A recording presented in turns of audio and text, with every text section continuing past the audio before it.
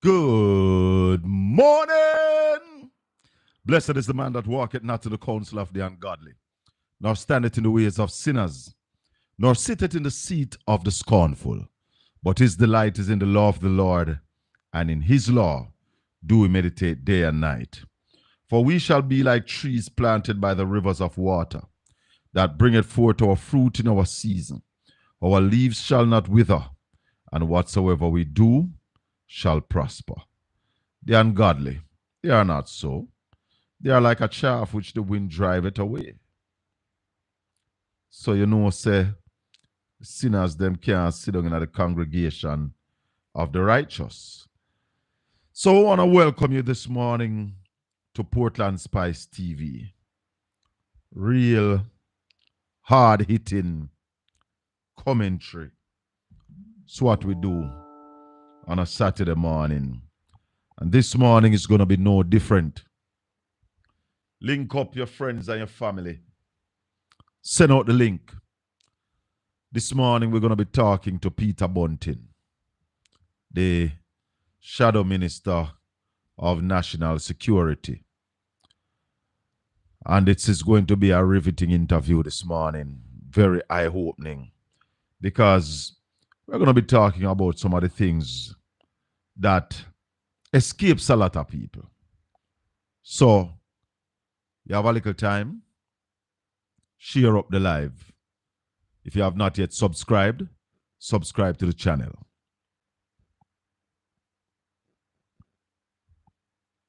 The Jamaica Labour Party has sought to politicize an issue and trying to spread the rumor that the PNP does not support the police. I want you to listen to me carefully. Dressing up in blue suit and blue frock no means say you support police. No. I have been a police officer for over 41 years. I was a general secretary for the Police Federation, where we represent the welfare of the police officers. I was a vice chairman for the Officers Association. And since I have announced myself as the MP candidate for Central Kingston, every police officer that I've run into, they will say to me, Mr. McGregor, will find somebody that can represent for the police in Parliament. Listen to me. With Steve McGregor representing for you, my officers, you have somebody that can negotiate. You know that? I was a part of the team that negotiated the best settlement for police ever in the JCF. So don't let them try to fool you to think that the PNP is not for the police. We're for the police. But listen, we're for transparency. We're for professionalism. We're for accountability. So we will support the body-worn cameras. Yes, because we want accountability. We'll also volley for other less lethal weapons to be used in your effort. We'll also put things in place so that you're properly trained to manage critical incidents. Because I'm seeing too much incidents on the road where it seems as if the police don't have control over it. This is a trained and proven police officer for over 41 years. So when I represent for you, you know that I'll be speaking of what you need and what is right for you. So don't let nobody fool you and try to tell you that the PNP is not for the police. Yes. I want them to hurry up and pay the retroactive payment that they have for the police and other government workers, because they are waiting until close to when they call the election as if it's a special favor that they are doing for these workers. It is something that they are obligated to do. Yes. Our spokesman on national security commended the police, and I will go along and endorse what he said. We endorse what the now Commissioner of Police is doing.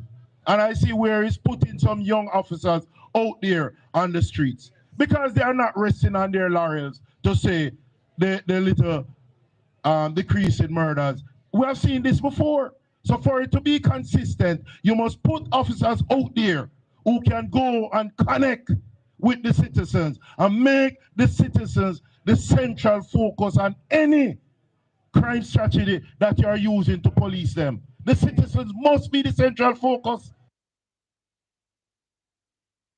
The Jamaica Labour Party has sought to politicize an issue and trying to spread the rumor that the PNP does not support the police. I want you to listen to me carefully. Dressing up in blue suit and blue frock no means say you support police. No. I have been a police officer for over 41 years. I was a general secretary for the Police Federation, where we represent the welfare of the police officers. I was a vice chairman for the Officers Association. And since I have announced myself as the MP candidate for Central Kingston, every police officer that I've run into, they will say to me, Mr. McGregor will find somebody that can represent for the police in Parliament. Listen to me. With Steve McGregor representing for you, my officers, you have somebody that can negotiate. You know that? I was a part of the team that negotiated the best settlement for police ever in the JCF. So don't let them try to fool you to think that the PNP is not for the police. We're for the police. But listen, we're for transparency. We're for professionalism. We're for accountability. So we will support the body-worn cameras. Yes, because we want accountability. We'll also volley for other less lethal weapons to be used in your effort. We'll also put things in place so that you're properly trained to manage critical incidents. Because I'm seeing too much incidents on the road where it seems as if the police don't have control over it. This is a trained and proven police officer for over 41 years. So when I represent for you, you know that I'll be speaking of what you need and what is right for you. So don't let nobody fool you and try to tell you that the PNP is not for the police. Yes. I want them to hurry up and pay the retroactive payment that they have for the police and other government workers, because they are waiting until close to when they call the election as if it's a special favor that they are doing for these workers. It is something that they are obligated to do. Yes. Our spokesman on national security commended the police, and I will go along and endorse what he's saying. We endorse what the now Commissioner of Police is doing.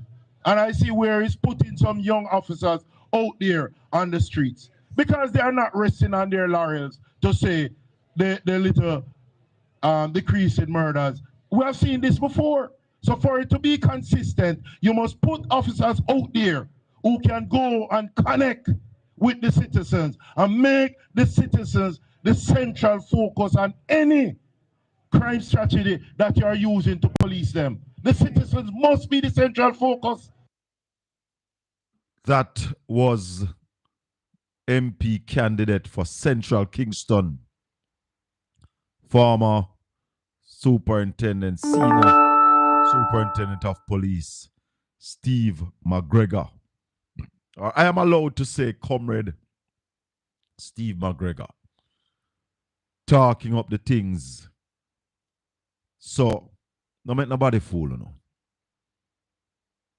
The opposition stands with the police. Portland Spice TV, we stand with the police. And honestly, I think JFJ stands with the police. But, you know, one of the problems, people who don't like accountability will be upset about this. But there's a saying that says crime is never wicked until it reaches your doorstep.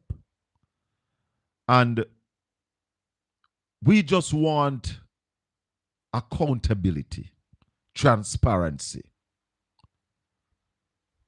We just want the police to be able to show the citizenry of this nation that here is the video evidence.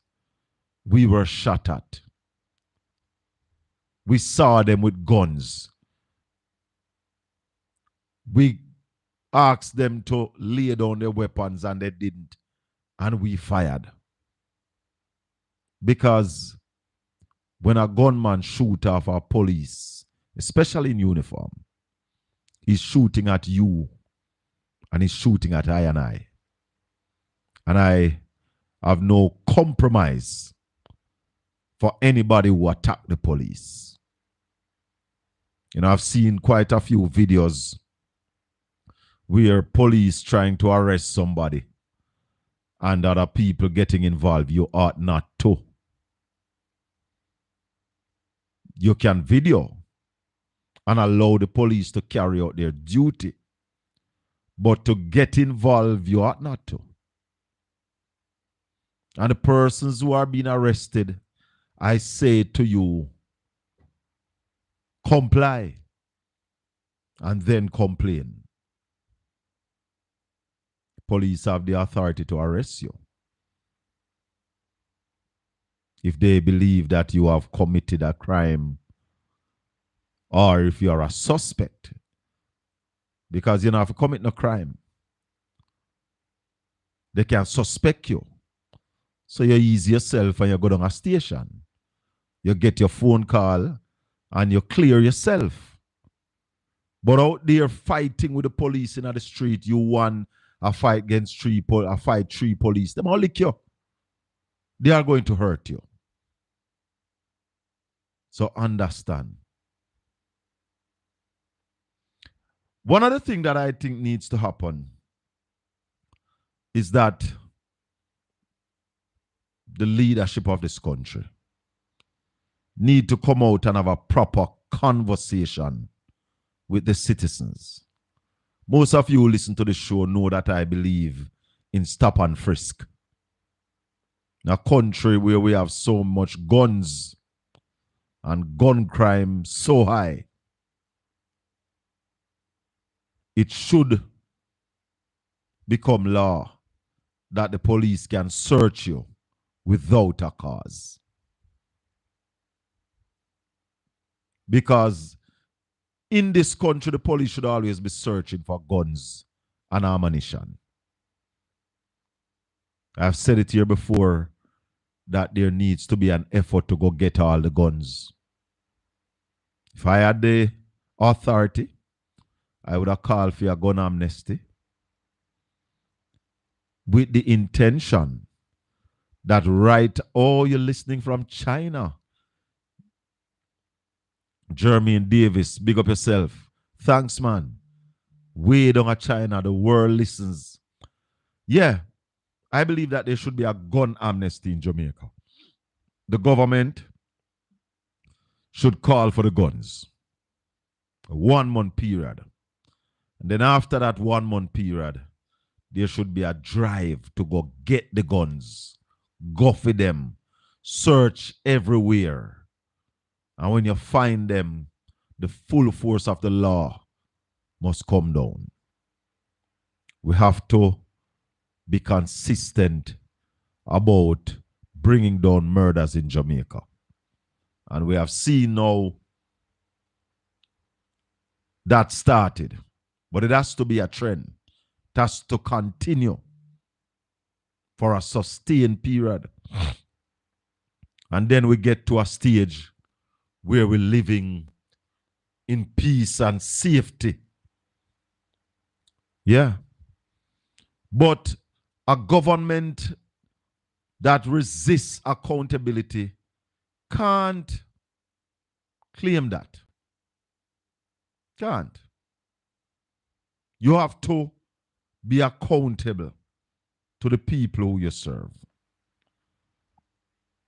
And this morning I came across an interview that was done some time ago when Andrew Holness was leader of opposition.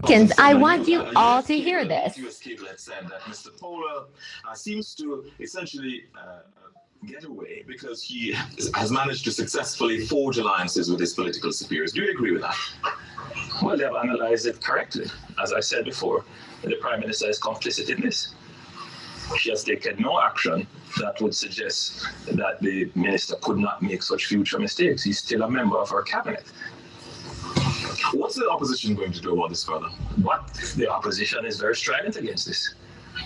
And, you know, those questions, what will the opposition do? The opposition can't unappoint the Minister. The real question is, what is the government going to do about this? It is a discretion. I am adding pressure right now as I speak to you. We have written to the Prime Minister to make known our concerns. It is the Prime Minister who must act. My job is to stimulate public opinion as well, so that the public is not misguided by opinion leaders who seem to be very comfortable with the low standard of governance that is being offered by this government. What if the Prime Minister does nothing else, doesn't ask for his resignation or anything? It reflects the kind of Prime Minister that we have, and the country must decide if we're comfortable with that. Had you been Prime Minister, what would my actions would be clear. My actions will be clear and decisive, and I make no bones about that. I believe in a very high standard of governance. He would not be a minister today. His apology to the Contractor General, saying that if he had said anything that could be construed as a lack of respect for the Contractor General's office, he withdraws those statements and apologizes. What do you make of that? You know, there are some lines that ministerially you don't cross. And apologies are not good enough to fix them when you have crossed them. He did that with the Contractor General.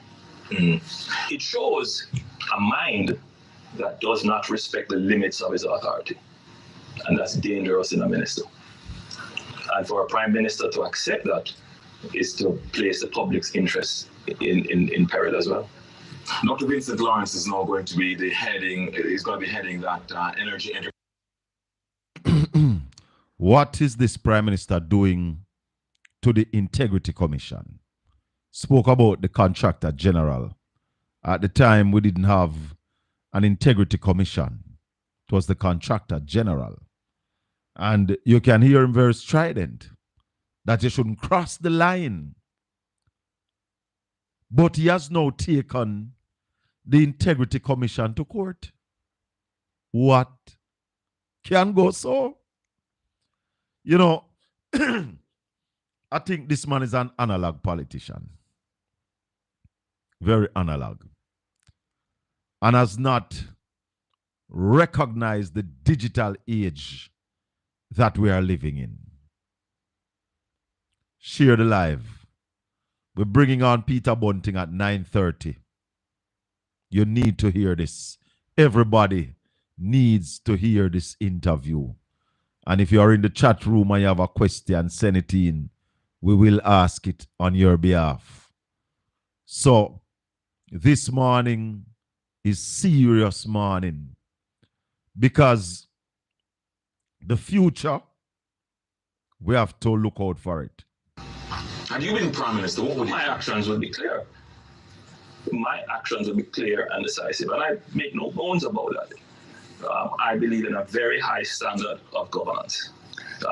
He would not be a minister today. Very high standard of governance. His apology to the Contractor General, saying that if he had said anything that could be construed as a lack of respect for the Contractor General's office, he withdraws those statements and apologizes. What do you make of that? You know, there are some lines that ministerially you don't cross. And apologies are not good enough to fix them when you have crossed them. He did that with the Contractor General. It shows a mind that does not respect the limits of his authority. And that's dangerous in a minister. And for a Prime Minister to accept that is to place the public's interest in peril as well. Dr. Vincent Lawrence is now going to be the head. So, we have a whole heap of tape with this Prime Minister here, speaking his mind when he was in opposition. But it seems like he's a different man now who is the Prime Minister of this country. we have to look at growth in this country, you know. And for those of you who listened to the program Wednesday evening, we had extensive discussions with Ralston Hyman. And some of that discussion tells us that there is no growth plan by this government. We don't see where they are planning to grow the Jamaican economy. And in this day and age, if we're not going to grow, people going to suffer. We heard the Prime Minister just last week realizing that food security is national security. If you can't feed yourself, you're going to have anarchy in the country. You're going to have chaos. Food is the staff of life. And anybody can't feed themselves, or any man can't feed him family. A country can't feed its people. That is a recipe for disaster. So when we had COVID, and we always talk about food security, but when COVID came, we realized what Michael Manley was talking about in the 70s. Self-reliance. Eat what you grow and grow what you eat. Because anything that is to come to you can be intercepted.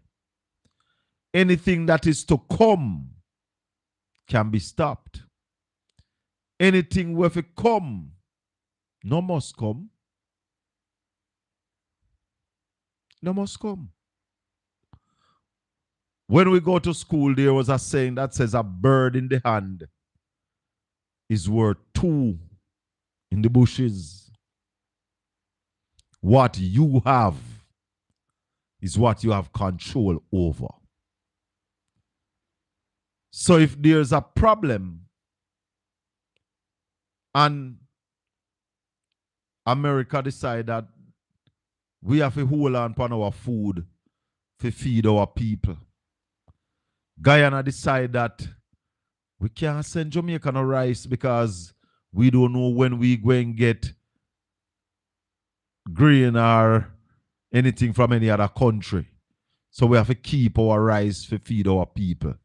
What it is that Jamaica have that we can hold on upon that will feed our people? We have to get serious.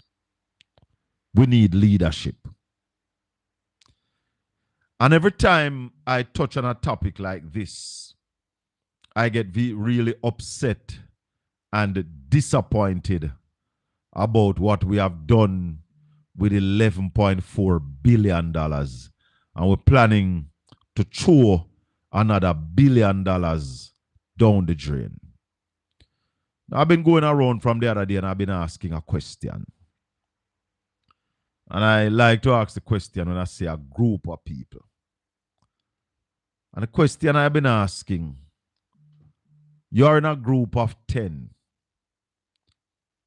And a man turns up and said to you, I want to give all of you $20,000. Or I want to give one man $1 million to start life or to improve his business. What would you prefer? And to my surprise, there are a lot of people who are saying, give me my 20. But when you say, give me my 20, it proves to me the myopic view of life. And I will say that this government, this Andrew Holness administration, have a myopic view on life. When you give every man, woman earning under $3 million, $20 each,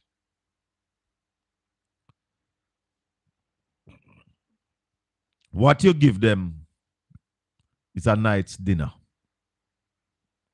You give them a fish. If you ask me what I would do with that 11.4 billion, I would find 50 people who are already in business. 50 from different sector. Maybe 10, maybe even 15 farmers. People doing other business. Worse if you're in a business that we can export. And I would give each of them $250 million as a loan at a very low interest rate, anywhere between 1 to 3% interest, and said improve your business. Provide them with the technical assistance because we need to produce. And I was saying to Simon Crosskill yesterday, we don't have a lot of large businesses in Jamaica. So yes, private sector needs to play their role. But as government, you need to create that environment for production to strive. And there are many things that the government needs to do in creating that environment or creating that ecosystem to drive growth. And I reminded him that Jamaica is a country coming out of slavery, where most of we born come see nothing. In fact, I tell you, I own my own house before my mother and my father. Never consider them own a house and own a land. When me living in my house, my mother buy her first piece of land. You understand? And that is the same thing for majority of Jamaicans. We never consider nothing. So we don't have that starting capital. We have the mind. Those who are cranking up a small business, a man have 100 goat or 150 goat. The government should have go look for him. Sit down with him and say, all right, we are going to provide the funding to take you up to 5,000. Give you the land, give you that loan, get case to give him that technical support, and then you have a large farmer. How many large farmers do you think we have in Jamaica? I'm sure we now have 10 large farmers in Jamaica. It might be shocking to you. The entire Jamaica, we do not have 10 large farmers. And the government take up $11.4 billion and flush it down the sink. $20,000 now move the needle of production in this country. But you could have been sensible about using that 11.4 billion and make a major difference in production in this country. And you'd still have the $11.4 billion. It could actually become a revolving fund. Because whole heap of them people where you'd have enhance them business and bring them up to the standard would have paid that money back with a little interest. Then another 5 years, you could do the same thing again. But where there is no vision, the people perish. I know me say so. And the Bible says so. Where there is no vision, the people perish. And the people of Jamaica, we are perishing. Millicent, people, please don't be selfish. Like and share the live so others can be informed. Love that, Millicent. And it's the same thing I am saying, Jamaicans, don't be selfish. The $20,000 not going to put you nowhere. And you have to be willing and happy to see your brother or your sister grow. Most of us don't have no friend who are wealthy. Sad. Most Jamaicans don't have no rich friend. And there's a saying that says, show me your company, I tell you who you are. If all your friends are poor, there's a big chance you're going to continue to be poor. If all your friends are wealthy, there's a big chance that you are going to be wealthy. Can I tell you? Earlier this week, we visited the Edna Manley College for the visual and the performing arts. You know I am a man who talks about the culture and the creative industry. And if the culture and the creative industry is going to grow and achieve its potential in Jamaica, this college must also be upgraded to a university and be the incubator for the creatives that will drive the culture and the creative industry. Let's give you 2 minutes of what I said, part of what I said at the forum. Good evening, ladies and gentlemen. And I understand exactly where you are. And now I'm going to let me first tell you that I am the troublemaker in this because I am the person who believes that culture is Jamaica's oil. And I now want to tell people that the culture and the creative industry is the only industry in the world that a 5-year-old, a 2-year-old can become a millionaire legally. The problem that we've been having is that past and even the present administration does not understand what our culture can do for us and matching that with the creative industry. And therefore, that's the reason why I'm on this team, because I believe that Jamaica's economic problems can be solved by really investing in the culture and the creative industry. And I'll just tell you quickly, the United States of America, they make over $700 billion annually from the culture and the creative industry. The United Kingdom makes 125 billion pounds from the culture and the creative industry. But let me come closer to home. Mexico makes $15 billion annually. And Nigeria, who is a late player, they are making over $50 billion. I am saying to my party and to my leader and to my team that Jamaica, with all that we have and our ratings on the world stage, reggae, sports, our athlete, we should claim at least 1% of the culture and the creative industry, which is equal to $3 trillion. The 1% is $30 billion. If we are really serious, we can make that every year from this industry. And Edna Manley has to be a critical cog in that wheel. So we'll talk more about it. All right. Thank you very much. At this time, we have on the line the shadow minister. And we don't call it national security. We call it citizen safety and community. Comrade Bunting, good morning. Good morning. Good morning to you and to your listeners. Welcome to Portland Spice TV. Thank you. Quite a few things we want to talk to you about this morning, Comrade Bunting.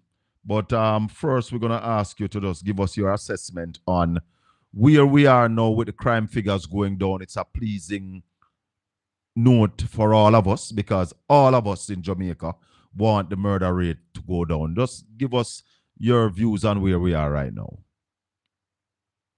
Well, we welcome the reductions, the meaningful reductions that we're seeing this year.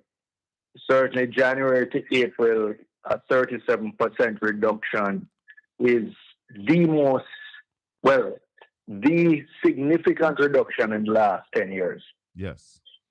I commend on every occasion I get the commissioner and the JCF team for achieving this. But I can't help but at the same time hold the JLP government accountable. This is year 10. For 9 years, they were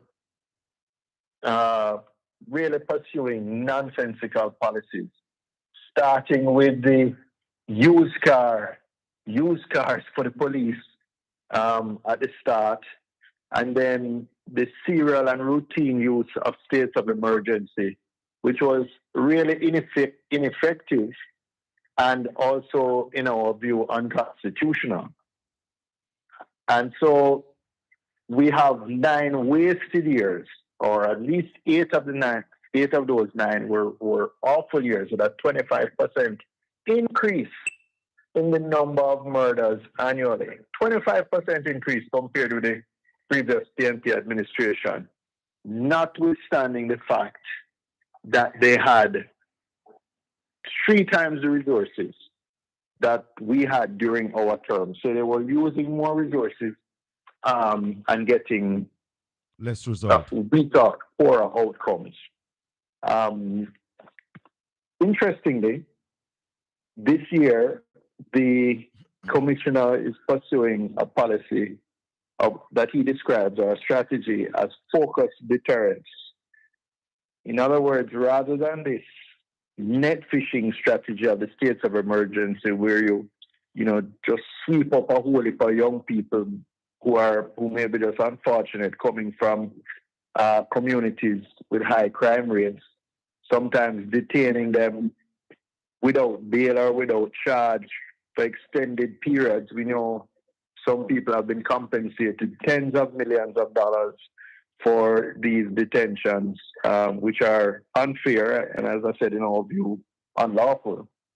And they've now, or this commissioner has pivoted to what I would call a spearfishing role. The focused deterrence is really targeting the relatively few criminals who are responsible for the majority of violent crime. And I think it's a strategy that we have recommended. About 3 years ago, the party leader, Mark Golding, had developed a brief on an alternative approach to the states of emergency, which again, rather than targeting 3 million Jamaicans, would target up to the 300 that the police had told us were the major producers of violence. Yeah. Now, Comrade Bunting, you were one of the first person to come out against the states of emergency. You said then that it will not work and proximity policing would be a better idea. There was nothing in law to stop the police and soldiers from going out there in their numbers. Do you now feel vindicated by these results?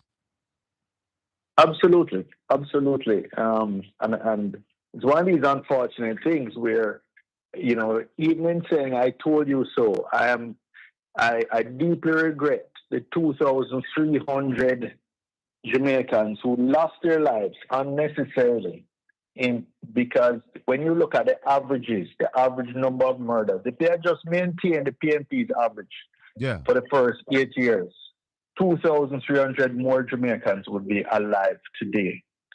So, in fact, under Andrew Holness's 2 terms as Prime Minister, more Jamaicans have been murdered than in any other 2 terms under any Prime Minister.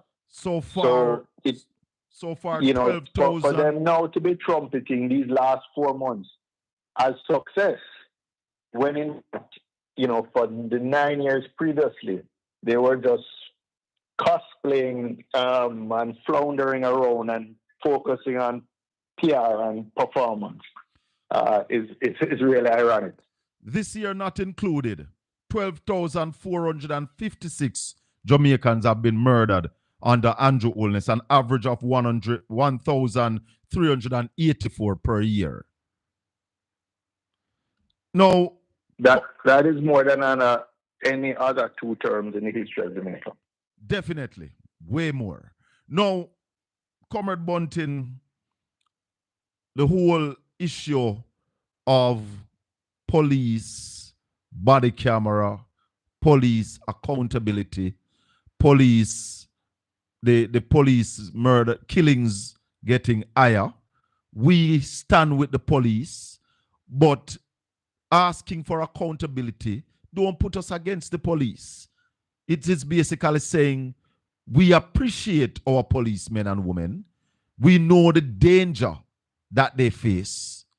But also we want to know that when you go out there as a policeman and you are accused, there is video evidence to say I did the right thing, or video evidence to say that the police erred. What are your views on calling for the accountability, the body cam? Why are these not in place? Well, I was the Minister of National Security when the first pilot for body cams occurred. We got support from our international partners, and we piloted the use of body cams and how that would be appropriate for Jamaica. And I said then, and I've maintained, that professional police officers have nothing to fear from body cameras. In fact, they welcome it because it protects them against untrue allegations. You know, it protects their own reputations. So body cameras, we piloted. We had expected that by now it would be used routinely by operational police officers at least, and police officers on planned operations in particular. So it's perplexing to understand why it hasn't happened. In fact, at various points, I've heard the JLP administration announce the purchase of 1,000 body cams here, 1,000 body cams there. They had a JCF Expo a few years ago where there was a whole booth featuring body cameras and the systems to record and maintain the integrity of the film, etc. So it's perplexing now to see what appears to be, you know, reluctance or a pushback against body cameras. The professional police officers shouldn't fear that. And I'll tell you, I go further. There's also some voices that seem to argue that you can't be strong against crime and violence and also be strong for human rights and be strong for accountability. These are not binary choices. You know, in fact, in a sustainable way, you have to be both. Yes. And the policing really ultimately takes place with the permission of the citizenry and the support of the citizenry. And if you are to keep that support on a sustained basis, it has to be because you've engendered confidence that you are using force in accordance with the law. So there's no, you know, there's no this sort of pretense that if you say, not just the PNP, but anybody who calls for police accountability is against the police. It's just absolute rubbish. When you did that pilot, Sir Bunting, did you have the backup software to capture the data and keep the integrity of the video footage? Absolutely. We were looking at different systems and different approaches. But remember, that pilot was 10 years ago. And since then, you know how fast digital technology evolves. So the systems today are that much better. The cameras are smaller. They have better quality video capture. The storage systems are now much cheaper. And, with all the advances in digital technology, a decade is a huge time. The costs have come down relative to what they were then. So really, I am, as I said, I haven't heard a clear reason why there's a slope on it now, a reluctance on it now. Do you think it's a deflection when they talk about they don't have the backup system? Do you believe them? Well, there's no Bodycam system that I'm aware of that wouldn't have backup. I mean, in any major organization, you would have. Peter Bunting? Well, That sorry. any respectable system today would have that. So you think it is a con business when they're giving us that kind of argument? Well, go ahead. I would have to go. I would have to go further, maybe be advised by technical people. But I just, as I said, it's been a long time. It's been an elephantine gestation, and I'm a bit puzzled as to why it is taking so long, given that between the pilot and now, for 9 years, there was constant statements of support of this initiative, statements about purchasing systems, systems featured at the JCF Expo a few years ago. So, I really want to get a better understanding of what the obstacles Did the US embassy or some US agency give us some body cameras as well? Sometime? We've been well, as I said, from my day, I think we tested two different systems. One came out of the UK, and one came out of the US, and we got assistance from our international partners in providing those at the time. Well, you see, sometimes we have to understand, because if they put up Jamaica Eye and never have a maintenance system for it, then you can expect anything. But, since you raised the Jamaica Eye, what my information is that a lot of money has been spent on these systems, computer systems, camera systems, etc., over the years. But a lot of the equipment that was bought was really not appropriate and never worked, because this JP administration is all about giving contracts to cronies. And so the main focus is to spend the money, people get their kickbacks. But in terms of the delivery of value for taxpayers, that is secondary. So it wouldn't surprise me if a lot of the money spent on these various systems over the years have been wasted. I've heard container loads of camera, or a container load of cameras came from Jamaica Eye that were never able to be installed because the specs were wrong, the quality was poor, etc. And what happened to those cameras? I don't know. You'd have to ask Harrison. No, an audit, when you get there, Comrade Bunting, an audit must be done. I want to move on, not leaving the police, but move on to a different aspects of concern from police officers. A policeman graduates, hits the road, carries a service revolver for the government, 8 hours for the day. But for the next 16 hours, he's unable to get a licensed firearm. You were the Minister of National Security. What can go so?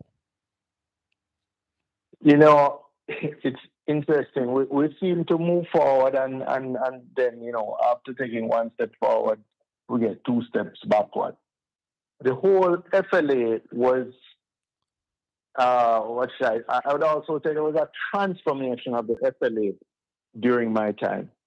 We brought in a highly qualified executive In fact, we seconded him from an international bank because he had a PhD in business process engineering and really fast-tracked applications, removed the arbitrary and capricious nature of some of the decision-making policies around issuing firearm licenses.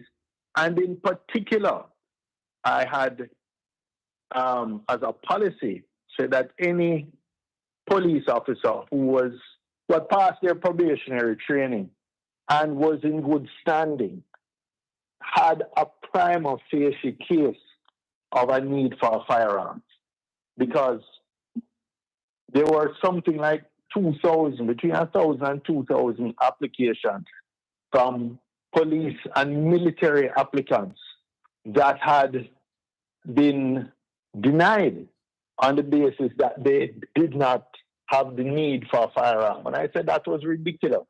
Yeah. That was absolutely ridiculous. You couldn't expect a policeman who didn't own their own vehicle to be out there facing down gangs armed with a M16 and sidearm, perhaps during the course of their shift.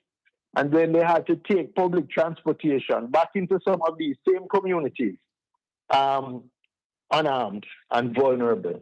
I thought that was unreasonable. I changed that policy in the first year or so after we changed that policy. I see something like 2,000 firearm licenses were issued to the security forces. But we've come full circle now, I understand. Police officers are again being denied firearm licenses, police officers in good standing. And I think that is private firearm licenses, that is, and I think that is unacceptable. Comrade, what would cause a policeman to still be a police but can't get a license firearm? That is what is baffling a lot of citizens. If you can't get a license firearm, then you shouldn't be a police officer. Would you agree with that? No, well, I have actually seen a letter from the FLA to a police officer denying them a license on the basis of where they live. Where they live? On the basis Gardens? of where they live. Cherry Gardens? No, inner city community. But then that's where you and need it. And the irony is that it is that police officer who lives in a high crime community that would need it more than the person who lives in Cherry Gardens. I want a commitment from you this morning on behalf of police officers that when you become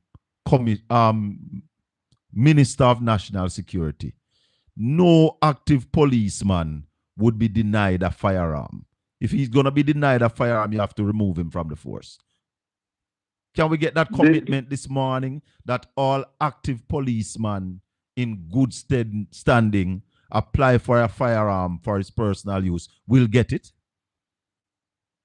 As long as they're completed their probationary period, which is part of their training, they should get it. If there's nothing that would disqualify them from getting it and would allow them to continue performing in the JCF. If there's something disqualifying them, then they should be on suspension or interdiction. But if they're a policeman in good standing, they, I think, have almost a right.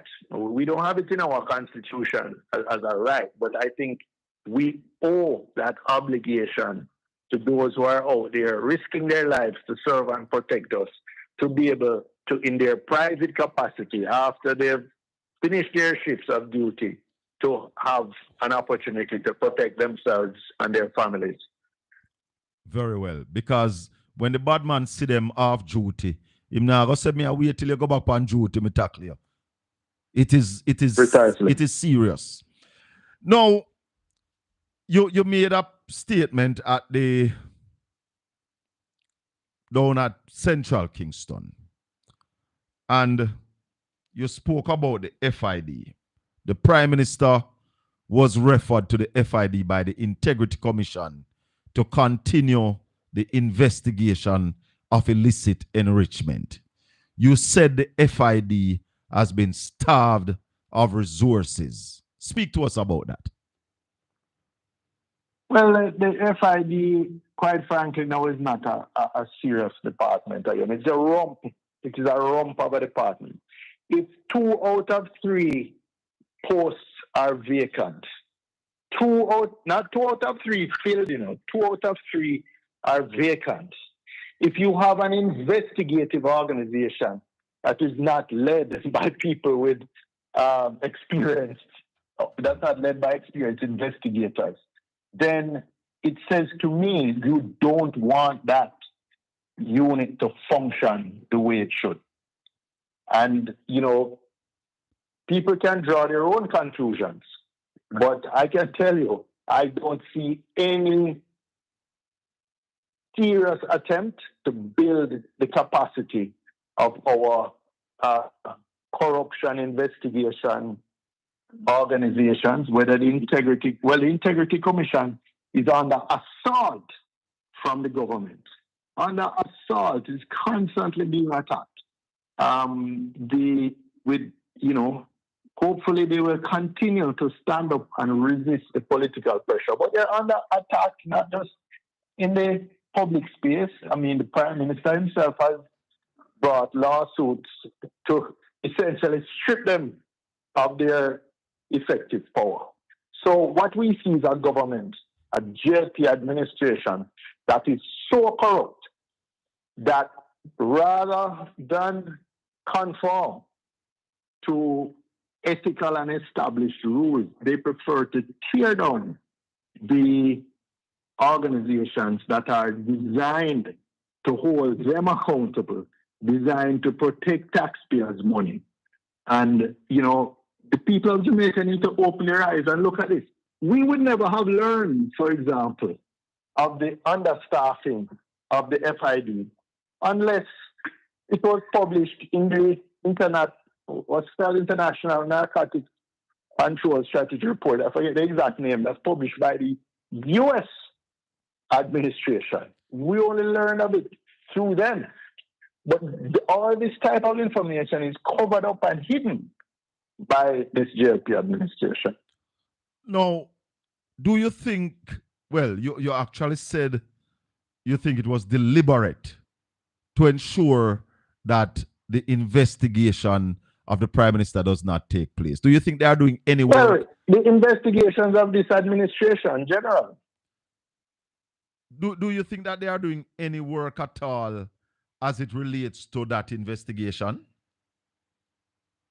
I have no information, but if I were to speculate, I would say no. TVJ carried it, and TVJ didn't just carry what you said. And I want you to listen. It's about a 2-minute clip. Listen to this. Opposition spokesman on national security is insisting that resources are being withheld from the Financial Investigations Division FID to fight financial crimes such as money laundering. Peter Bunting was speaking at a recent constituency meeting in central Kingston. He indicated that the Integrity Commission report into the statutory declarations of Prime Minister Dr. Andrew Holness has been referred to the FID. That report was referred to the Financial Investigation Division. But what we have learned, not through this government, but through the International Narcotics Report that's published by the USA, is that the FID has been starved of resources. Their staff complement is now only one third of what it should be. They have no director. They have an acting director who is the IT manager, not an investigator. So what we see is that the organization has been stripped of staff and resources, and I leave you to draw your own conclusions. The March 2025 U.S. International Narcotics Control Strategy Report states that the FID reports a reduction in defensive suspicious transaction filings due to technological improvements and training. Financial and human limitations continue to hinder efforts to investigate and prosecute money laundering. The U.S. report indicates that the FID has 83 staff members as of October 2024, well short of its target of 230 employees. From January to March 2014, 11 persons were prosecuted and 8 convicted for financial crimes. $1.9 million in criminal assets have been seized. So, there you have it, sir. Nobody can say you're lying. Exactly. I mean, not me says so. Your U.S. government says so. But what I'm saying is that we don't even have access to this information. I can guarantee you, if you had filed an access to information request, you would have got a response. Oh, this is a national security matter. We can't disclose this information to you about the staffing or the vacancies, etc. So we have seen that this government muzzles and restricts information. They release what they want to release that is in, that supports the spin they want to put on any issue. But they suppress and muzzle information that's negative. Have you asked any questions of the authorities since you found out this information? No, I wouldn't waste my time. I know they're not going to disclose it.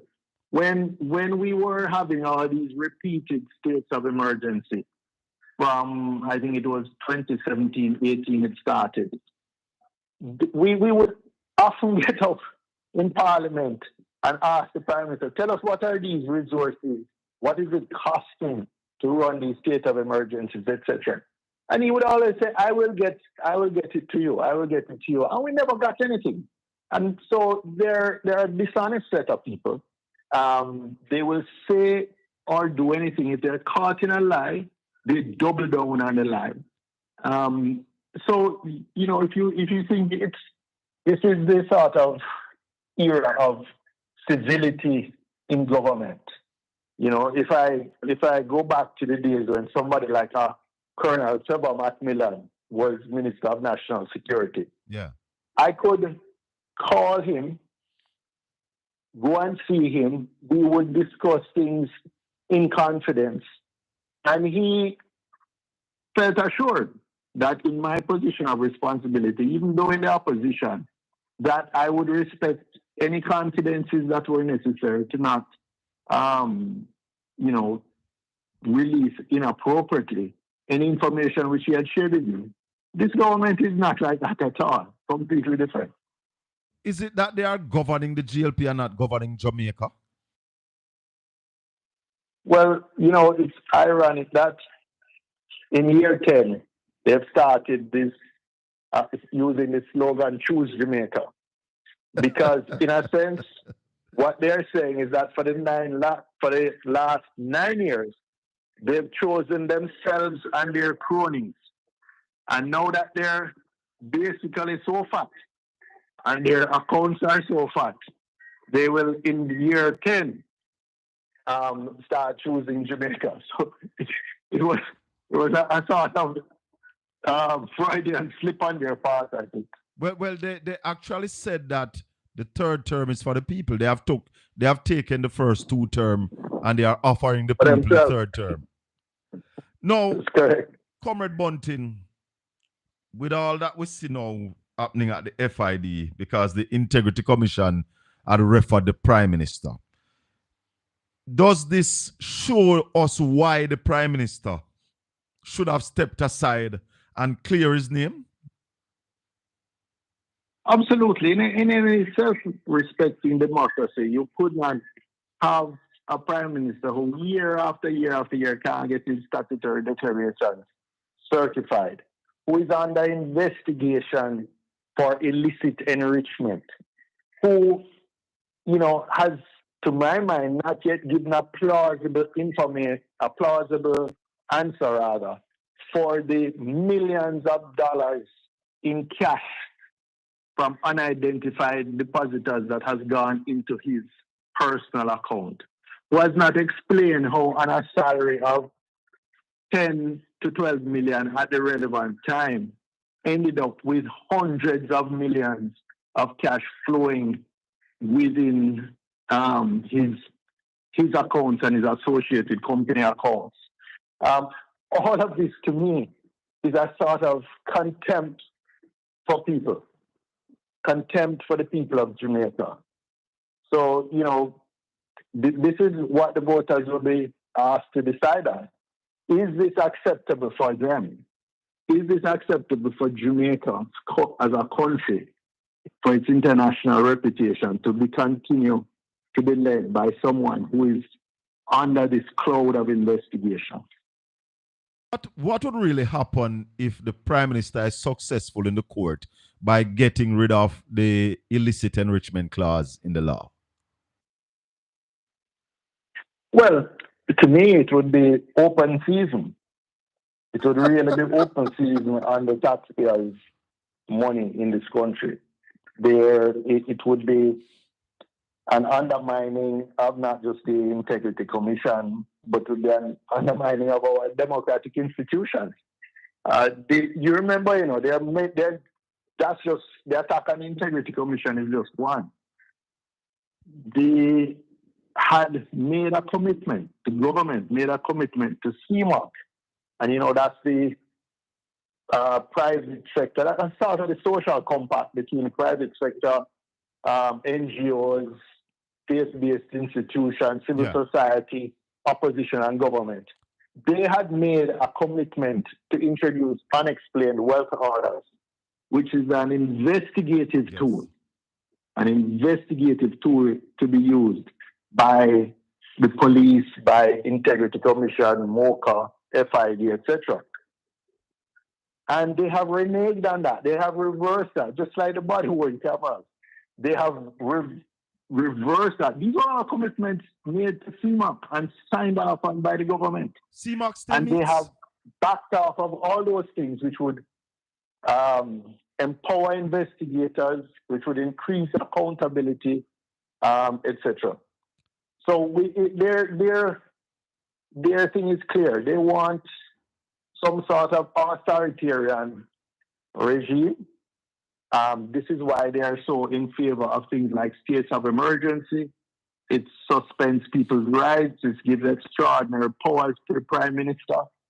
But they are in an environment where our media landscape, not just in Jamaica, but generally has changed. We see that we've gone down, I forget, 16 or 20 places in terms of it. Well, this year we are falling two places. We are falling 2 places in the index this year, and I think 16 overall but if you look since at the 2020. release, since 2020, we fall like 16 places. 16 places since 2020. Right. So we're going in the wrong direction. And also, when you think about it, and this is not just unique to Jamaica, but the economics of traditional media have been very challenging. Some of our oldest, strongest companies are literally struggling to survive in the traditional media space. So that even strengthens the hand of the government that much more, because government is probably the main advertiser and sponsor of mainstream media now. So they have the power of the purse to intimidate and threaten those who don't support the government and who are not receptive to the government spin doctors. Now, Comrade Bunting, you are looking to become Minister of National Security, hopefully before the end of this year. Tell my listeners some of the things that you are coming with, some of the things that you are going to keep, and what is it that we are going to do to ensure the safety of our citizens, because we are not safe. Well, first of all, though, let me correct you. I I'm running to be the representative for the people of South Manchester. First and foremost, Yes. it is for the leader when he becomes prime minister to decide how he allocates his cabinet position. But as a spokesman for the time being on citizen security, I would say we have maintained a consistent position from we were in government until now. And that is that you have to pursue two tracks in this long-term battle against violence in our society. One is the crime control efforts that the police and the military do, the traditional policing, whether, from conventional sort of patrolling, etc., to using the technology that's available today. So there are huge opportunities in terms of surveillance systems like CCTV, in terms of drones to support operations, in terms of the military-grade drones, and I'm not talking in terms of those that are bombing people, but I'm talking those that can do surveillance of our maritime space, for example, our exclusive economic zones. Drones that can, loitering drones that you can send up to monitor huge spaces with cameras, radar, FLIR, etc. And as you may know, a lot of investigations now have moved from the traditional detective with their notepad, who is doing interviews of many witnesses, to it's gone to cyber investigations now, which can be much more effective in terms of tracking metadata of phones, etc., of suspects and victims and so on. So we definitely will continue supporting that track and modernizing it and upgrading it from a technology perspective. But the second track that we pursue in parallel is in terms of social interventions, investments in our communities that have traditionally been producing a lot of young people who will become vulnerable as gang recruits. And that means better schools, better housing, better infrastructure, more training in employment in terms of various skills for today's market, giving second chances to those who dropped out of school before they were grade 9, which increases their risk of being recruited to gangs by almost 10 times, and so on. So these are the parallel tracks that we believe are necessary for sustainable violence reduction over the long term. Somebody in the chat room is asking about Corporal Rowan James. I don't know what exactly they want to know. They said I must ask you about Corporal Rowan James. Well, his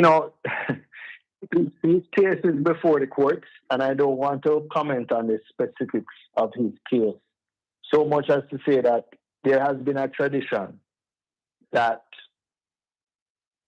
chairman of the Police Federation or Police Federation executives have been given fairly wide latitude to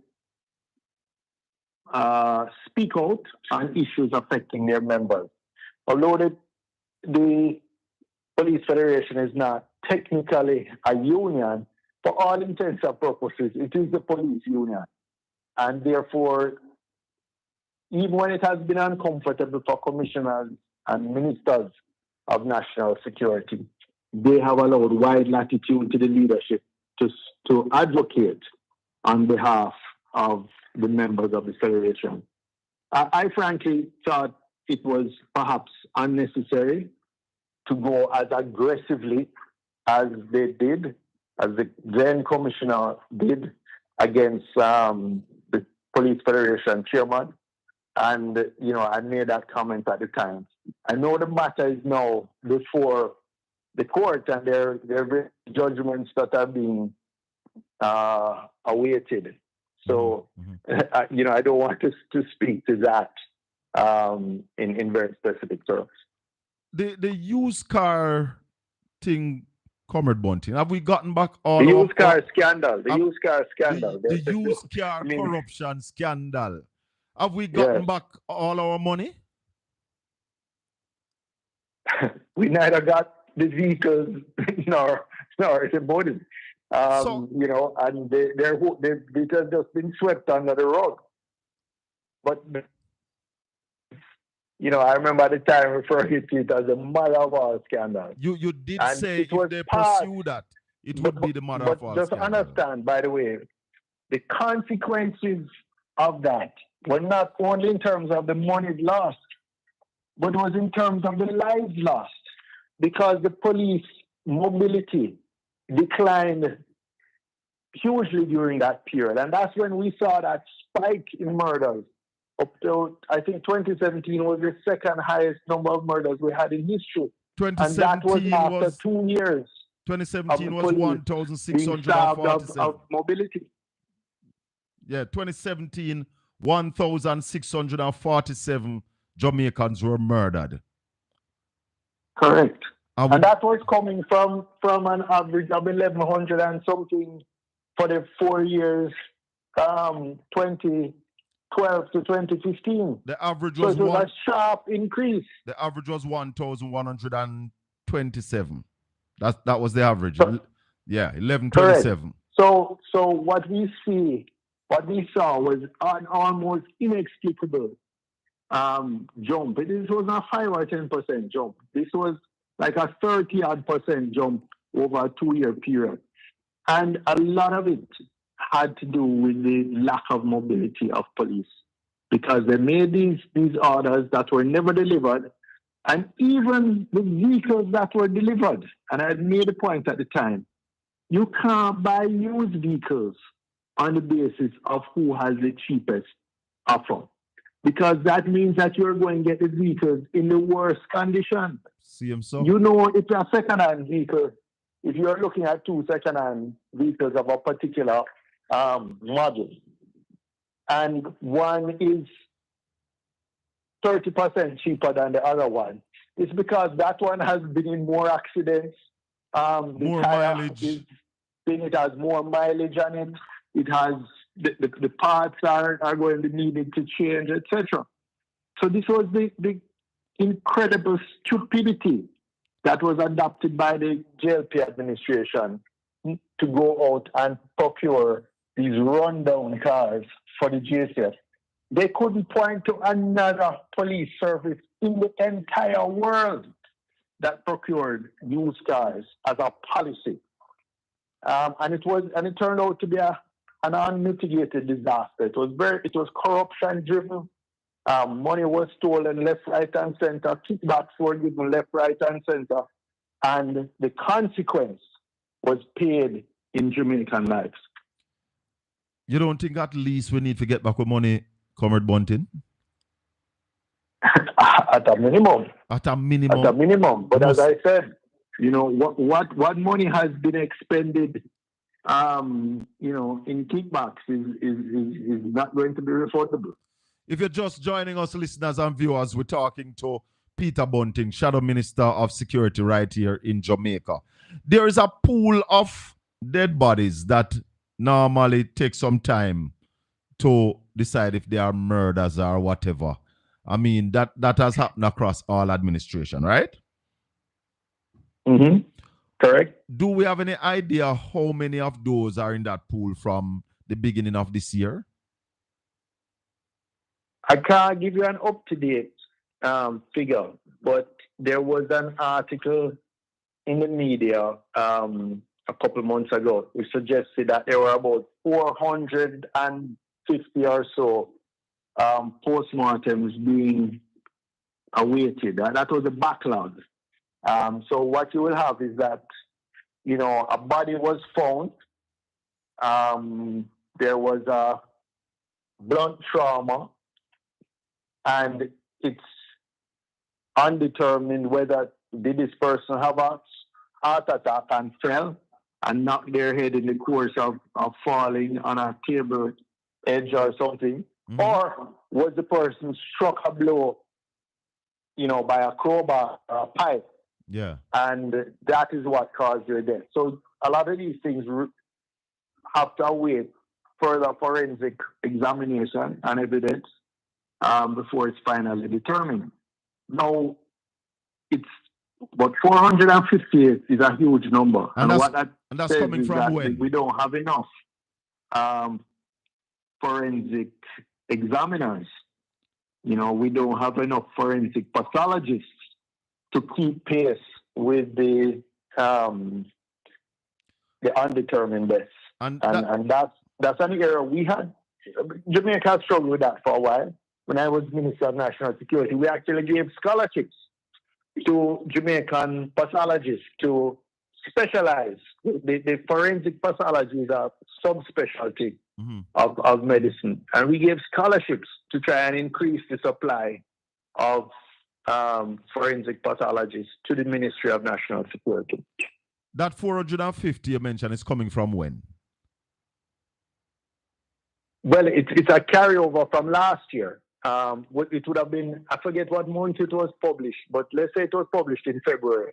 It probably would have represented 4 or 5 months of backlog. Okay. Comrade Bunting, anything finally you want to leave with my listeners and viewers here this morning? Sorry, could you just repeat what you said, Colin? No, I'm asking if there's anything finally you want to leave with my listeners and viewers this morning. Well, coming back to the earlier questions you asked me about the points I was making in this at the Central Kingston, or more specifically the Almond Town Division. Yeah. I really think we need to revisit that Integrity Commission investigation. From the blatant misleading of the nation and Parliament about whether or not there was an investigation into illicit enrichment.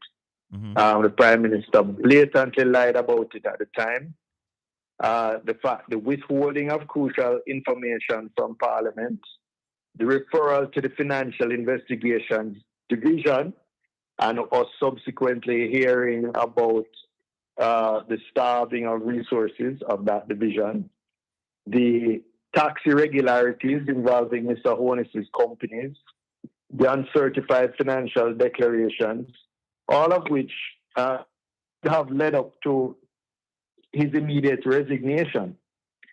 But now we are facing an unprecedented crisis of confidence in our Prime Minister. The prolonged investigations, which now seem to be going nowhere, and we must ask all well-thinking Jamaicans, how can Mr. Owens continue to govern when his personal integrity is under such intense scrutiny? These are the things that erode public trust and weakens Jamaica's democratic institutions. Why is it, though, that civil society is so quiet about all of this? Well, that's an interesting question, and it probably warrants a program of its own. But when you take just I have had long had interest in Manchester. Yes. And when I look at the state of some of our schools, of the Mandeville Regional Hospital, the state of the public infrastructure, roads in South Manchester, and when I think that a part of a building has been rented from 2019 to accommodate the tax office, and we are in 2025, and hundreds of millions have been spent renting that space, and no movement of the tax office up to now. it tells you that there are some people who are doing very well off the system as it stands now. Getting wealthy off the backs of Jamaicans, you would say? Sorry? Getting wealthy off the backs of Jamaicans, would you say? That's a fair way of putting it. So they're obviously a strong community of, as I said, cronies and supporters who are benefiting from that to various degrees. And so they have an interest in maintaining the status quo. But for the average Jamaican who cannot provide a nutritious meal for themselves and their families, that is unacceptable. For the average Jamaican who cannot get reasonably quality health care, who has a failing education system, who struggles in the chaos of public transport to get to work and for their children to get to school. I mean, all of this must demand change. And I hope that your listeners will be in the vanguard of that demand for change. I want to put something to you. Change. I want to put something to you, Comrade Bunting, that the PNP has been lacking. If it was the PNP in government doing all this corruption that the GLP is doing, I guarantee you that the GLP would bring down the government. Why are we so, what is the word? Why are we so cautious and nice, and why is the PNP so patient? I don't think the PNP generally has been patient, but I would say this: we are operating in at what I would call a time of toxicity, a time of intimidation, a time of where people feel insecure and threatened. So, for example, for me, I anticipate when I speak out in publicly, or I speak out in the Senate, or I come on your program and speak out, I anticipate the torrent of GLP trolls who are going to attack me viciously and spin and edit and misrepresent every word that I say. Well, they are in but I welcome that. Some of them are in the chat room right now. As long as that is happening, I know I am representing for the people. But what I sympathize with is that people who don't have my crocodile skin, who may not have my financial independence, who may not have my physical safety arrangements, they would be scared to have these torrents of threats and toxic information and whatever, vicious personal attacks against them. So I'm not judging anyone who feels, less or who feels more restrained in speaking out in this toxic environment, and who may feel that their little business relies on a government contract to if they're a contractor, road contractor, or whatever.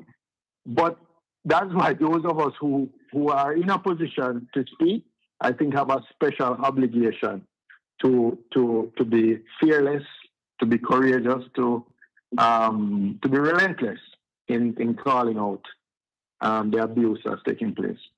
Have you ever seen this amount of corruption under any other administration in Jamaica, whether GLP or PNP? Absolutely not. This is unprecedented, and it is shameless. I mean, it is happening. It is occurring with impunity, and it is unsustainable in my view. Comrade Peter Bunting, I want to thank you for spending the time with us this morning, going through some of the national security issues in the country. Bless you, my brother. Thank you. One love. That was Comrade, and me can call him Comrade because he's my comrade. Comrade Peter Bunting, Shadow Minister of National Security. We'll open the phone lines 804-7072. And people in the chat room, Portland 60 is somebody who used to come on before. That page is designed to come and troll. But I am going to say this morning, that anybody who is supporting Andrew Holness' continued leadership have no integrity. No integrity at all. How? And we discussed it last week, Saturday morning. We discussed it right here. Should Andrew Holness be on the ballot? Oh, you know what? I did ask him. What I forget to clear up with Comrade Bunting. Last Wednesday. Let me go to Showerman. Showerman. Show. Wagwan. The day I listen. You hear Peter Bunting? Yeah, man, me hear your friend Bunting, man. Me hear him. I'm a general, man. Yeah, me hear that. But me is a supporter of Andrew, you know that.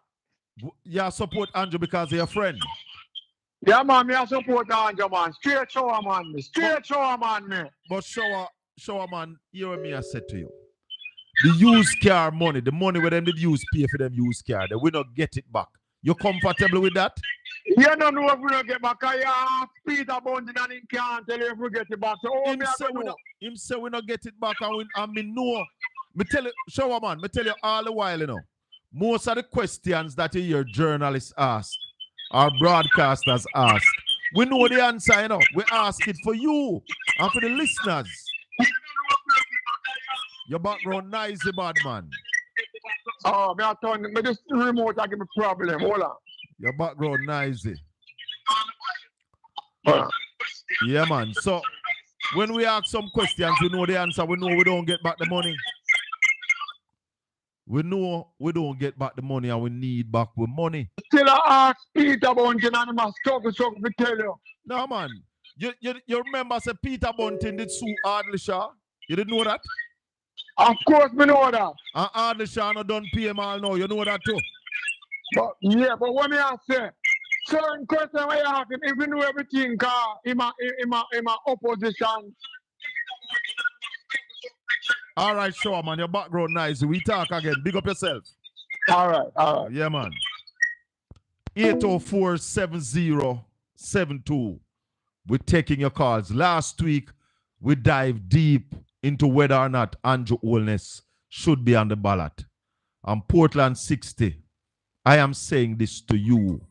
Andrew Holness should not be on the ballot in the next general election. Turn off the instrument in your background and talk to me. Yes, sir. Good morning. Morning and welcome.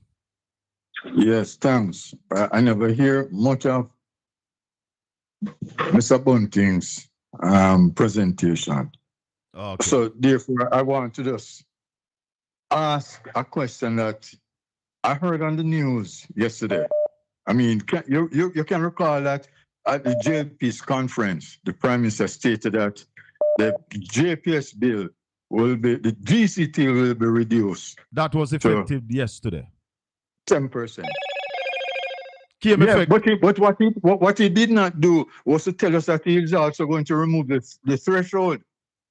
So people who were at 150 kilowatt and was not paying anything, they now have to start paying GCT and electricity bills. Yes. Now, to my mind, the fact that he said one thing on the platform, and is no, it is, and there was another part to it that he never explained to John public. To me, this is a clear case of deception, my boss. I can't say no other way. But, Bridget, people that's all jump this up government does. and for joy. And then now when JPS is sending out information to its customers, we understand that the threshold which is there for poor people especially, they are now going to be subjected to GCT. Or some can go, so boss. We're going to bring Comrade Philip Palwell to deal with that issue. We're going we're going to dive deep into that issue. We're going to bring Comrade Philip Paulwell to look at that issue. Yeah. But to my mind, this is disingenuousness and downright dishonesty, if you ask me. But brethren, all this government continues to do is to deceive the people. That's all but they you know do. something, yeah, I just said something to Bunting that I myself wonder about, how the PNP is so silent. And I hear he speaks about volatility of the situation, which is true. But at the same time, I believe the PNP could be far more vocal and at the same time in a peaceful way without, causing any disruption, but just protest peacefully one way or another. Well, let me tell you something. I think you're right. Hold on, let me tell you something. You hear Peter Bunting say he's not afraid to talk, and he does talk. But there are a lot of people who are afraid because this government is not afraid to victimize you. You hear Comrade Bunting said a while ago, some people not talk because them little business might depend on a contract or them little business might depend on something coming from government. And anyhow you speak, you will be victimized. And I am talking to you as testimony of that. Oh, yes. Oh, yes. And listen, it's just that, two more. It's just that me come out of my mother belly crying, so me not stop talk. And me confident that I am the almighty loudspeaker. So when me talk the truth and talk the right thing, Jesus Christ is my defender. I'm in no worry. But if I was like some people, I would have stopped talk long time. In fact, a GLP supporter told me that if you're just quiet, you'd be all right. I know. Yeah, man. That's true. Because, the corruption rife. And two more things in closing. Yeah, quickly. Give you some I could not understand for the life of me how the Prime Minister came out in blue, supporting the police and not supporting the Jamaicans for justice. I can't understand that. I can explain that for you. But before I explain, let me just say something. I don't know if for the life of me, if he came out and support Jamaicans for justice, does it mean that he's not supporting the police in general? No. But in truth, not to support the JFJ, and he's dealing with justice for the people. And the last thing, what of the statutory declaration that is going 4 years now and it's still not certified? How is it going around and campaign? What of the other 7? We don't know who they are. And they might desecrate the office of the Prime Minister and civil society accepting it, my boss. Anyway, thank you. Yeah. Well, I made a promise that I would get some legal advice. Schoolboy, head boy made a statement last Saturday morning when we were talking about whether Andrew should be on the ballot or not.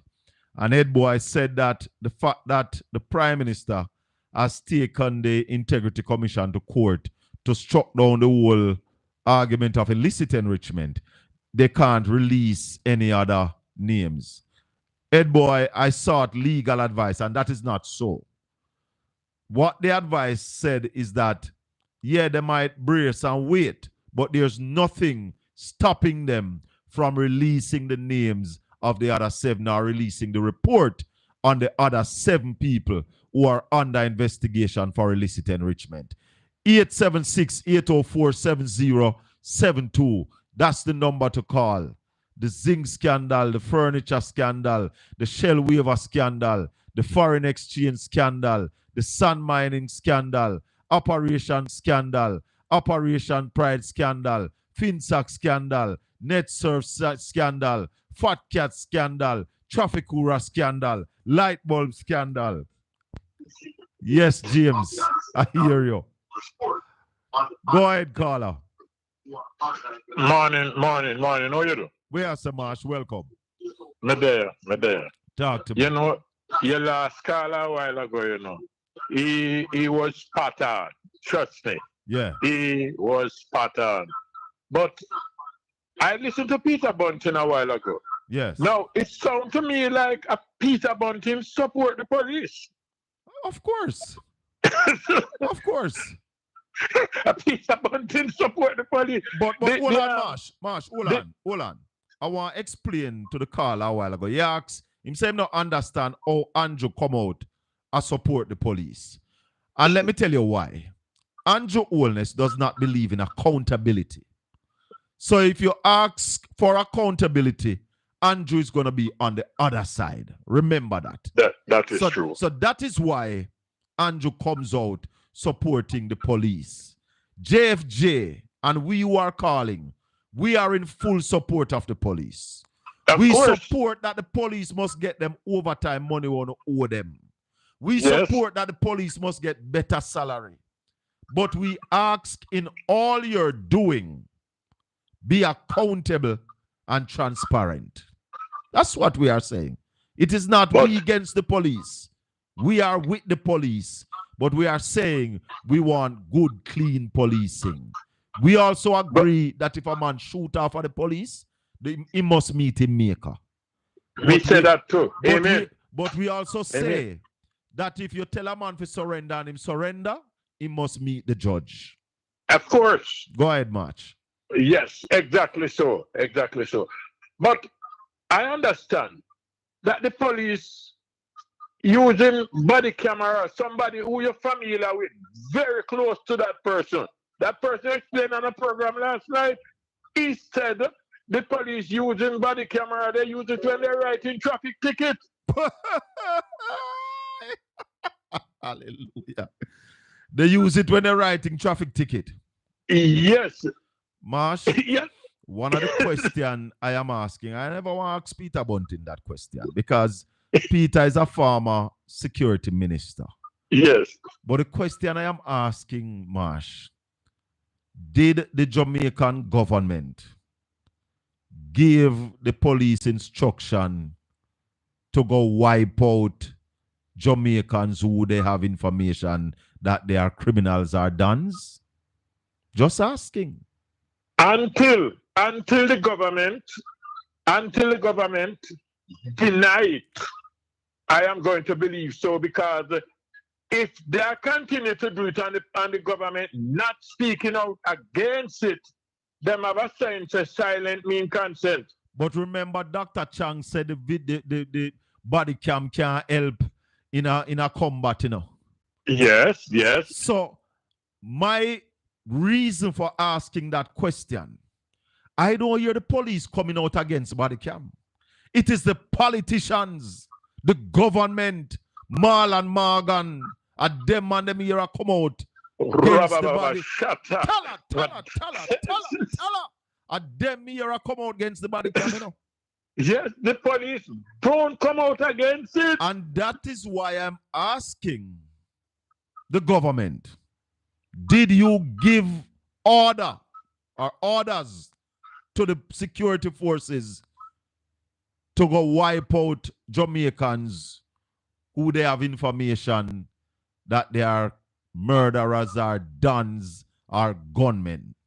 And they are wiping them out whether or not they find them with harms or unharmed. That is a question I am asking. And I would like the Commissioner of Police to answer that question. The Member of Parliament for West Central, St. Andrew. Hold on, Marshy, don't move. Hold on. 804-7072. Good morning. Yeah, man. Talk to me. Yeah, man. I believe that the instruction given them. You think them give that instruction? Yeah, man. I am simply asking the government if they had given instructions to the police for what is out there as Operation Wipeout. Yeah, man. I believe that. And hear me now, and let me tell you this. If the government give that instruction for wipe out gunman and badman and murderer, and when the police go out there, them confront the police with gunfire, I say wipe them out. Yeah. Make them meet them maker. But if when you go out there and you kick off the man door and him in bed asleep, and you say, hands up, come out and kneel down on your knee, and him come out and kneel down on him knee, he must meet the judge. That is my argument. Boss, why I believe is that instruction. Why I believe is that instruction given is that the Prime Minister not supporting the body camera. He never said that. The Commissioner of Police said the body camera can't prove anything. Right? That is my argument, yes. And for instance, this little school youth here, with the police them, they get beat up. You know, hear the Prime Minister come out and say anything. And as a good leader, you're supposed to come out and say, hear me. Take them police to have a front line until investigation come through with the schoolboy. Yes, yeah. There's no accountability. And if you, in the law, I think the law says, boy, you must have search warrant. Right? Before you can barge in a people's house. Yeah. And the police is doing that, a barge in a people's house and go kill them.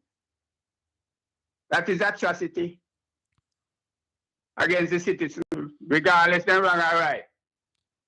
Well, yeah, so I believe the instruction was given that once you name call and being an influencer, the police must ask no question. Shoot and kill. Well, Dr. Chang did say something similar to that. Because the pressure is on the government to keep down crime. And we need to bring it down. The pressure is on the government to keep down crime. And we need to bring it down. We need to bring it down. And they need to bring it down, so any means necessary. Well, I don't want to turn the police in cold-blooded murderer. I don't want that. Because somebody can tell lie upon you, say you're a gunman and you have gun, and then come for you and just murder you when a lie people tell upon you. We have to be careful. All right, my brother, enough respect. No problem about it. Good. Yes, Marsh, finish up. Thanks for holding. No, I plan to stop refer to Andrew Wilnis as Prime Minister, you know. Me just call him the Member of Parliament for West Central St. Andrew. Talk to me. Because, no, you know that we never vote. We never vote for Andrew Wilnis as Prime Minister, you know. No, we don't vote for Prime Minister in Jamaica. Right. The people at West Central St. Andrew vote for him for Member of Parliament. Now the guys, them around him in Parliament, if they want Andrew Wilnis to remove, you know, all when I go with them, you know, it just want one more than half of them, you know. Come up with a no confident vote, you know. But you know, say you don't need one more than half of them, Mash. Well, you know more than me, so tell me. Let me tell you what it needs. It needs 51% of the parliament, not the GLP. Not the GLP. Okay. So if you have enough... they will get support from the other 14. Tell her. It is the parliamentarians. Yes. It is not the GLP side. Yes. So I want to remind those who we understand are opposing Andrew Wilnis continuing that there is 14 over the other side that you can talk to. If you want to move him, you don't have to get 51% of the 43. It's 51% of the 63 you need. And the Governor General can't we just call him in and say, look, you know, No, I'm not. They must send over a name and say this man enjoys the majority of the parliamentarians. And he becomes the Prime Minister. Yes. So but it's ugly, Marsh. It's ugly. We clear. Jamaicans should be embarrassed to have a Prime Minister who is in this position. Of course. You're trying to struck down. They love to talk about no new tax. You see what the Jamaica Papi Show service, aiding and abetting by the government, come up with? What? Now with the electricity business, they wouldn't talk about them cut the tax on here, and then everybody right across the board are going to pay what, 7%? Even those who never used to pay any tax at all. Exactly, because guess what now? The prepaid customer, you know, so they are just a few. Oh?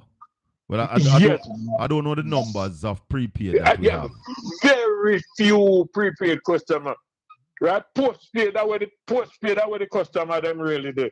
So when them say them do that now, is that generosity? It's more taxes. But they still going to say them do that now, is that generosity? It's more taxes. But they still going to tell you about no new tax. This is how the trickdemologists come up with something. I get a word, I can't use it. Trickdemologists. Trickdemologists, you can't use it. I get the right to use it, my word. But don't Google it, you're not gonna find it. All right, Brother Marsh, big up yourself.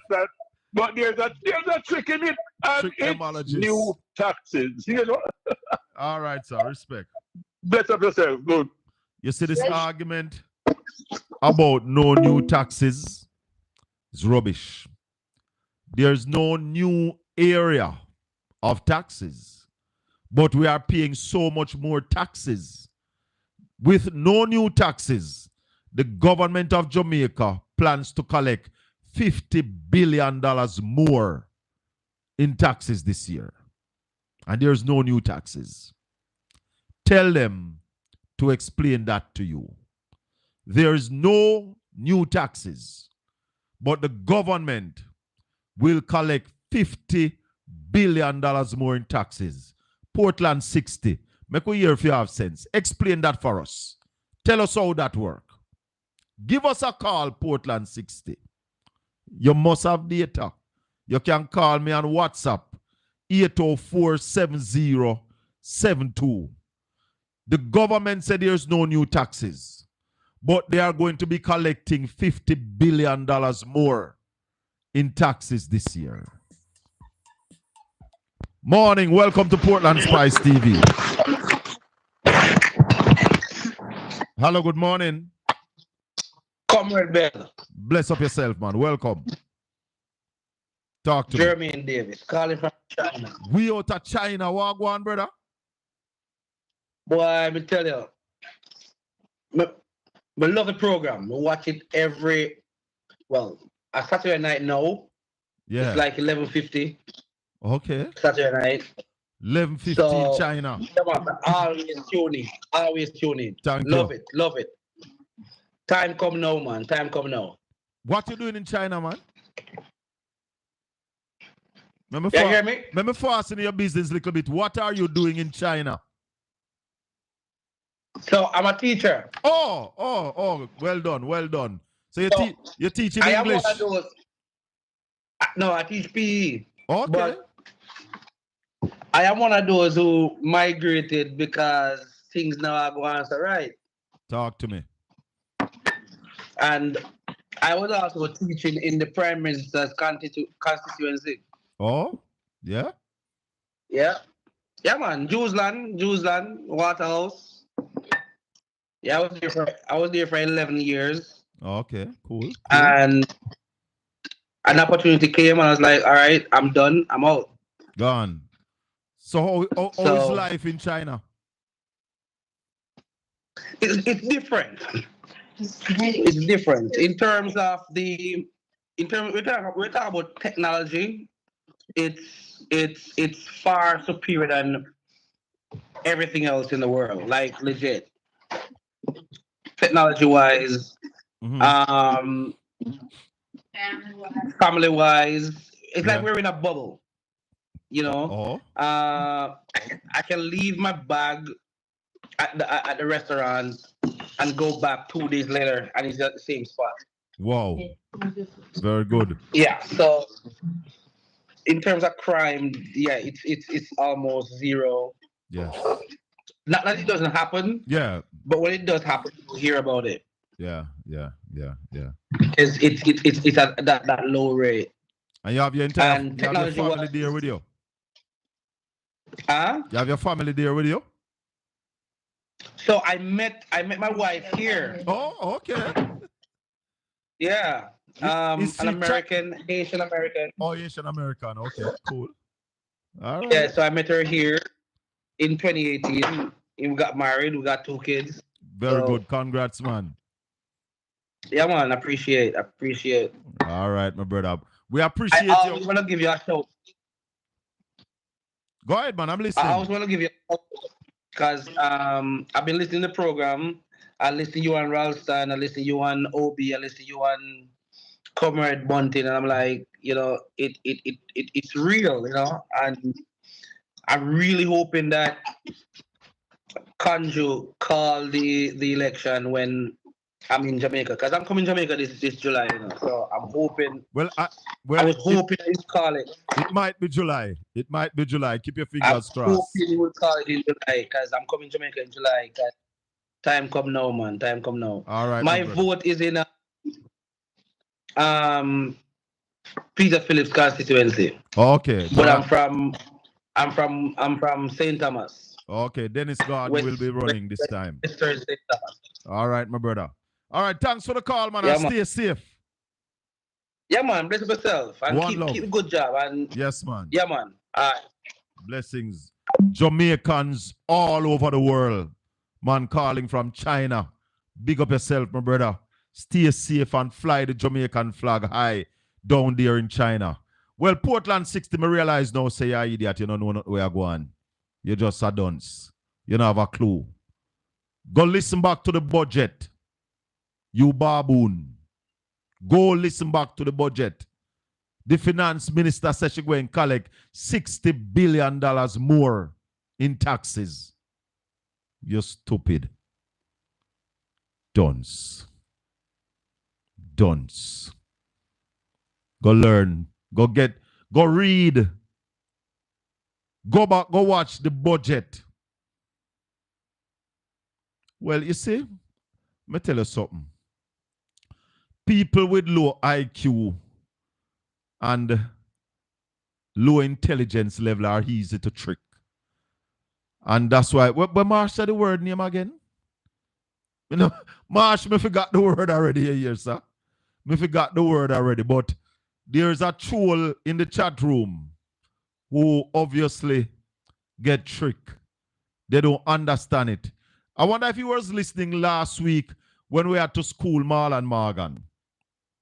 Because Morgan never know the projected growth level that the government put in the budget as well. The GLP administration is projecting 0.8 to 1% growth for the next 3 years. So the GLP tell you already that we don't have nothing good coming for the next 3 years. It is growth that will make your lives better in the country. When the country grow, where Jamaica is now, we need to start growing by at least 4 to 5% and go peak up about 10% to get the economy at a level where people can live good. Good transportation system, good health care, good education, where we can pay our teachers, pay our nurses, pay our police, firemen and soldiers, pay a civil servant. The country has to grow.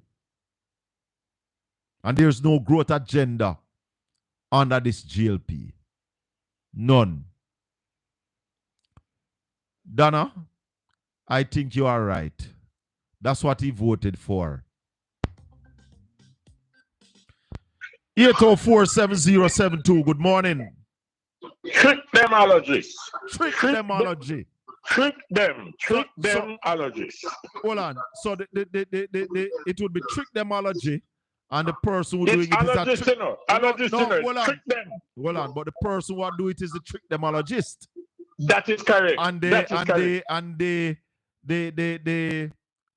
excel in trick demologist. Yes. In trick demology. In trick demology. Yes. Yes. That is correct. Lord because have mercy. You have to do everything we can to trick them, You realize that the trick they play. Well, some of them don't need no trick, No, they're well tricked already. Some of them has been bamboozled so long. Hey, you see a friend shower, man? Yeah. He might go turn around, because guess what now? You see when truth buck up on you, yeah, man. Trust me, truth is like oil, you know. It must float above water, you know. Yes, it'll come to the top. And if you Yeah, realize shower man don't left the show, you know. Yes. But I just said to the gentleman a while ago that the election about July, they cannot call the election. They can't. Because them have bangarang a Maple, them have bangarang a Westmoreland, them have bangarang up on Samuda seat. So them can't settle. Them can't settle. And now the government become a black tank government because you know say government have one load of man as a minister. One load of man? Yeah. Colonel Charles Jr. from Southeast Clarendon. You know, see the man a load one truck yesterday with black tank. He a load himself? He a load it himself. Me know so the man active. The man a load black tank and truck yesterday for gigs. He got the labor right. I hear you, my boss. Yeah, we see it. The man a load of man. And this time a cargo him a load and a human be like regular load of man. Man a lift black tank up. A man can't go look work when them vote out. When them vote out done, you know. All right, Marshy. Man, take it easy. Carol Allen, the taxes are not hidden, Carol. What happens is that we are now more focused on GCT. So with the constant hike in prices, every time prices go up, the government gets more from GCT. So if a product cost is $100, the GCT is $15. But when the product gets to $150, the GCT now becomes $22.50. You understand what I say? So that's how they get more taxes. So it's not about no new tax. That's rubbish. That's rubbish. That's just the trick demology that they are taking you through. So some people don't want to know the truth. And they are dieted and them support them party to the end. So the truth is not important for them. Some people don't care about the country and the country growing and getting better. Once their party is in power, that is all that they are concerned about. Even if they must suffer like dog. And I beg you. Yeah? Them no business. And that's why me tell my people and my friends them. There was a time when me used to walk a road and anybody who begged me a money and me realized said them really need it, I would give it to them. But since me get so deep into the politics, when me walk a road, if you have on a green armband, me I go see it. If you have on an orange armband, I am going to see it. Now, me stop give my money to the people them where I wear the green armband. If you don't wear no armband, you can get it. But if you have on your green armband, your party is in power, then you're supposed to, all right, you should have give me a thing. Eh? The issue for me is those who put them party over the country. Fool, man. If not, government have to collect tax. So yes, anything in a Jamaica will make sense of PNP put it there. So if you are trying to tell me that is PNP implement GCT, yes, every country have to collect taxes from the people. Them now have no other way. They have to collect taxes. That's how you run the country. So when you look at Jamaica and what it is that is benefiting the people of Jamaica, it is the People's National Party. Put it in place. Every jackman and Ginny woman who own a house with the assistance of the National Housing Trust, it is the PNP that put that in place to help low-income earners to own a house. So you understand that. Yeah? Yes, this is a good one too. A seatbelt ticket under the PNP was $500. Now it is $2,500. Morning. Welcome to Portland Spice TV. Talk to me. Morning, Colin. How you doing? Hold on a little bit. I'm gonna like up the video, man. Right now, me have 800 odd people I watch the show. And me only have 268 likes. Just click on the thumbs up now, cast on nothing, you know. Touch the thumbs up button for me right now. Make we carry this guy past 500. Like up the video, please. Go ahead, caller. Good morning. Let me ask you a question, you see? All right. And I heard earlier when you asked, you know, when you asked Comrade Bunting about the how the JLP is allowed to get away with so much, you know, corruption, and like the PMP is not putting enough pressure on them. Yeah, highlighting it, you know. I'm start to wonder. I'm wondering, right? Is it that the PMP has gotten complacent because of how the performance in the local government election, right? No. Where the PNP is on an upward. Let me finish. The PNP is on an upward trajectory, right? So, and a lot of people is here, you know, advocating for PNP. However, what we all know, and as politicians, you know, that the election is not won by noise. Right? At the end of the day, when the ballots have to go in the box and be counted. Yes. So now when I hear a lot of people come up and yes, of course, people out there are saying whatever. But at the end of the day, when the groundwork is being done, some of the marginal seats, because I remember, you know, we get a backsliding in 2020 now. Oh yes, right? A political backsliding we got. Yes. All right. So now when some marginal seats you lose them by 1,000 and so forth, right? And now when it comes to this election, if you in any other election, you know, if you reverse 1,000 votes, you know, if you even get 950, you know, you lost election by 1,000, and now you come back and lose it by 50. It would be a good performance, you know. Oh, but it is not good enough. You still lose. Exactly. No second place in our politics, brother. Exactly. So now, I think what the PMP needs to do is for groundwork and solidify them the upward trajectory what the country is on, or the PMP is on. Yeah, man, but you can walk and chew gum, you know. You can walk and chew gum. Too much hanky-panky, too much corruption are going on in this country, and people are sitting like it is okay. That's why the labor right them still come out and tell peer lie. I don't make no noise.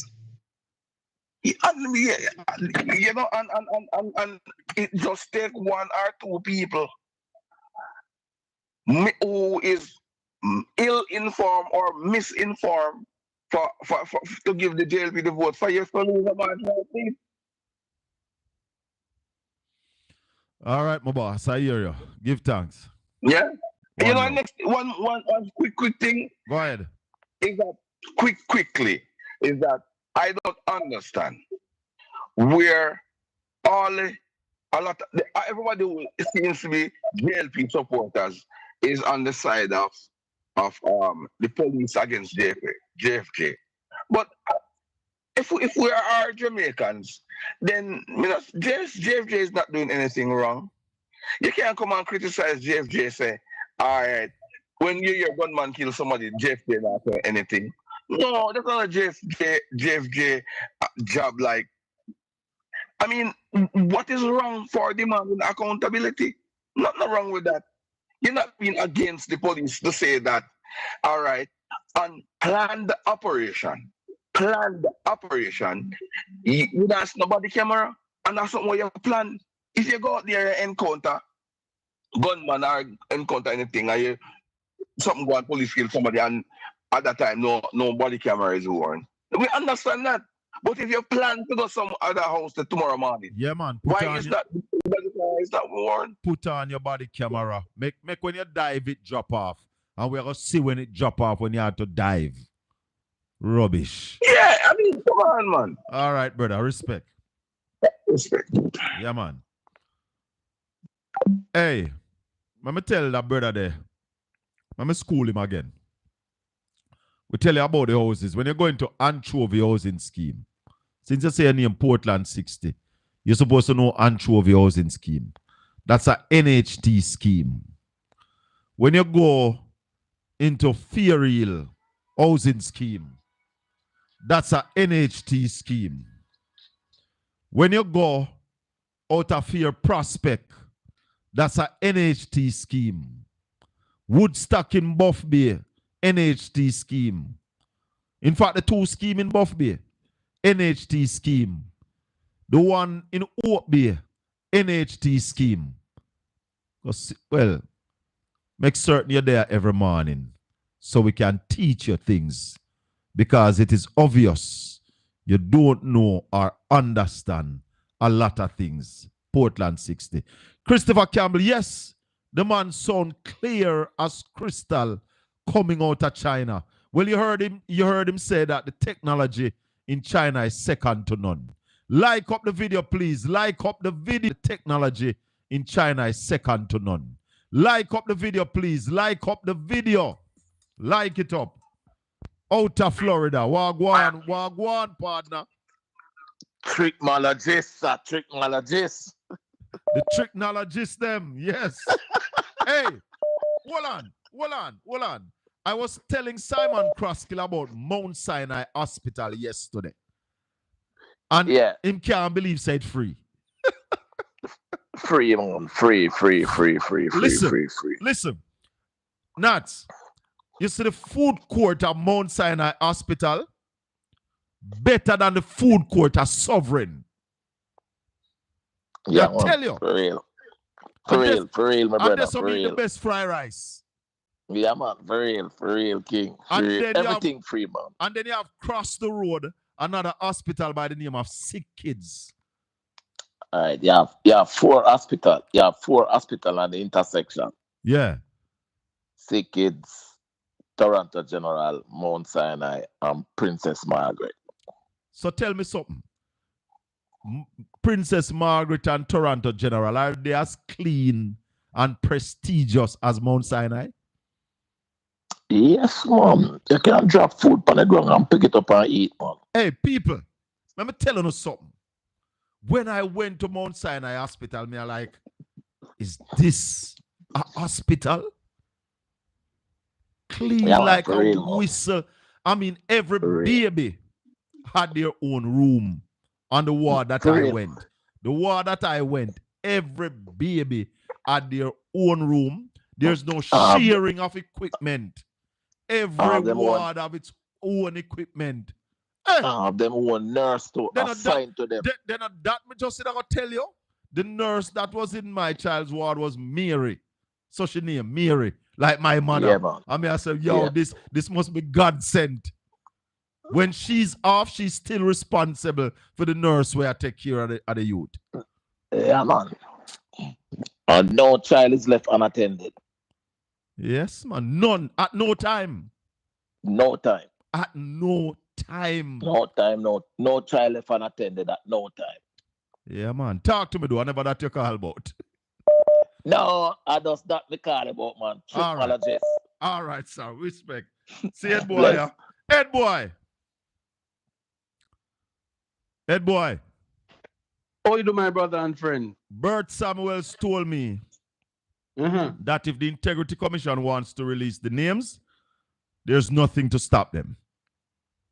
If they want to submit the reports, nothing to stop them. But what he said, though, is that some agency would wait But it's not that they have to. Yeah, but they will, because of the, I am a village lawyer, not a lawyer. Yeah. But because of the case of the application to struck out the illicit enrichment aspect of it. Yes. What happens to what it has hampered the Integrity Commission from ever even mentioning illicit enrichment until that matter is settled in the court. Right. So Andrew Holness and his gang of elements, what they did was, by virtue of having him using the case, is delaying the courts, delaying the Integrity Commission from publishing anything around that. That's exactly what they have done. They've tied the Integrity Commission's hand. Yeah. And they have done it so cleverly. Cleverly, very clever. But what we need to remind the people that there are 8 people on the GLP side who are under investigation for illicit enrichment. And therefore, that gives us 43 suspects. Well, let me say 42 because we're sure of one. We're sure that the Prime Minister is at one. So there are 42 suspects. That's how KD Knight put it. They are suspects. And we can't vote for them unless they come out and clear themselves. Go talk to that boy. Yeah, but Chaka, I also want to tell you, I don't know if you saw the meeting in Western St. Mary last night. Massive. Right? Massive. And let me tell you, I heard the head of the tail of the campaign, right? Yeah. Was 2 miles away from the head. Hallelujah. Time come. And that reminds me, and I heard my good friend the mayor said it last night. It's only 2 times that ever happened in Western St. Mary. It's either 2007 or 2011. Yeah?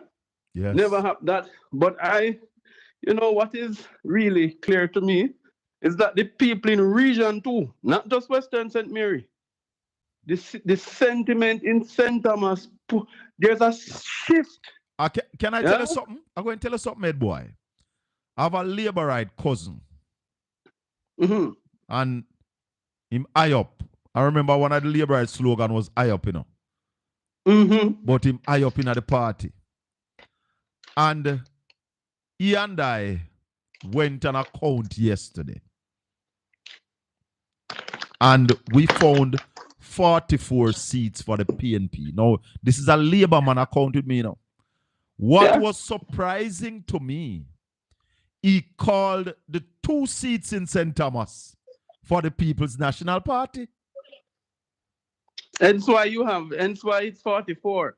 Because I did my count really was at 41. I have publicly declared that the People's National Party will be getting 41. If it has the swing of the 2011 swing, then they will be even more dangerous. It can be 45 seats. Head boy,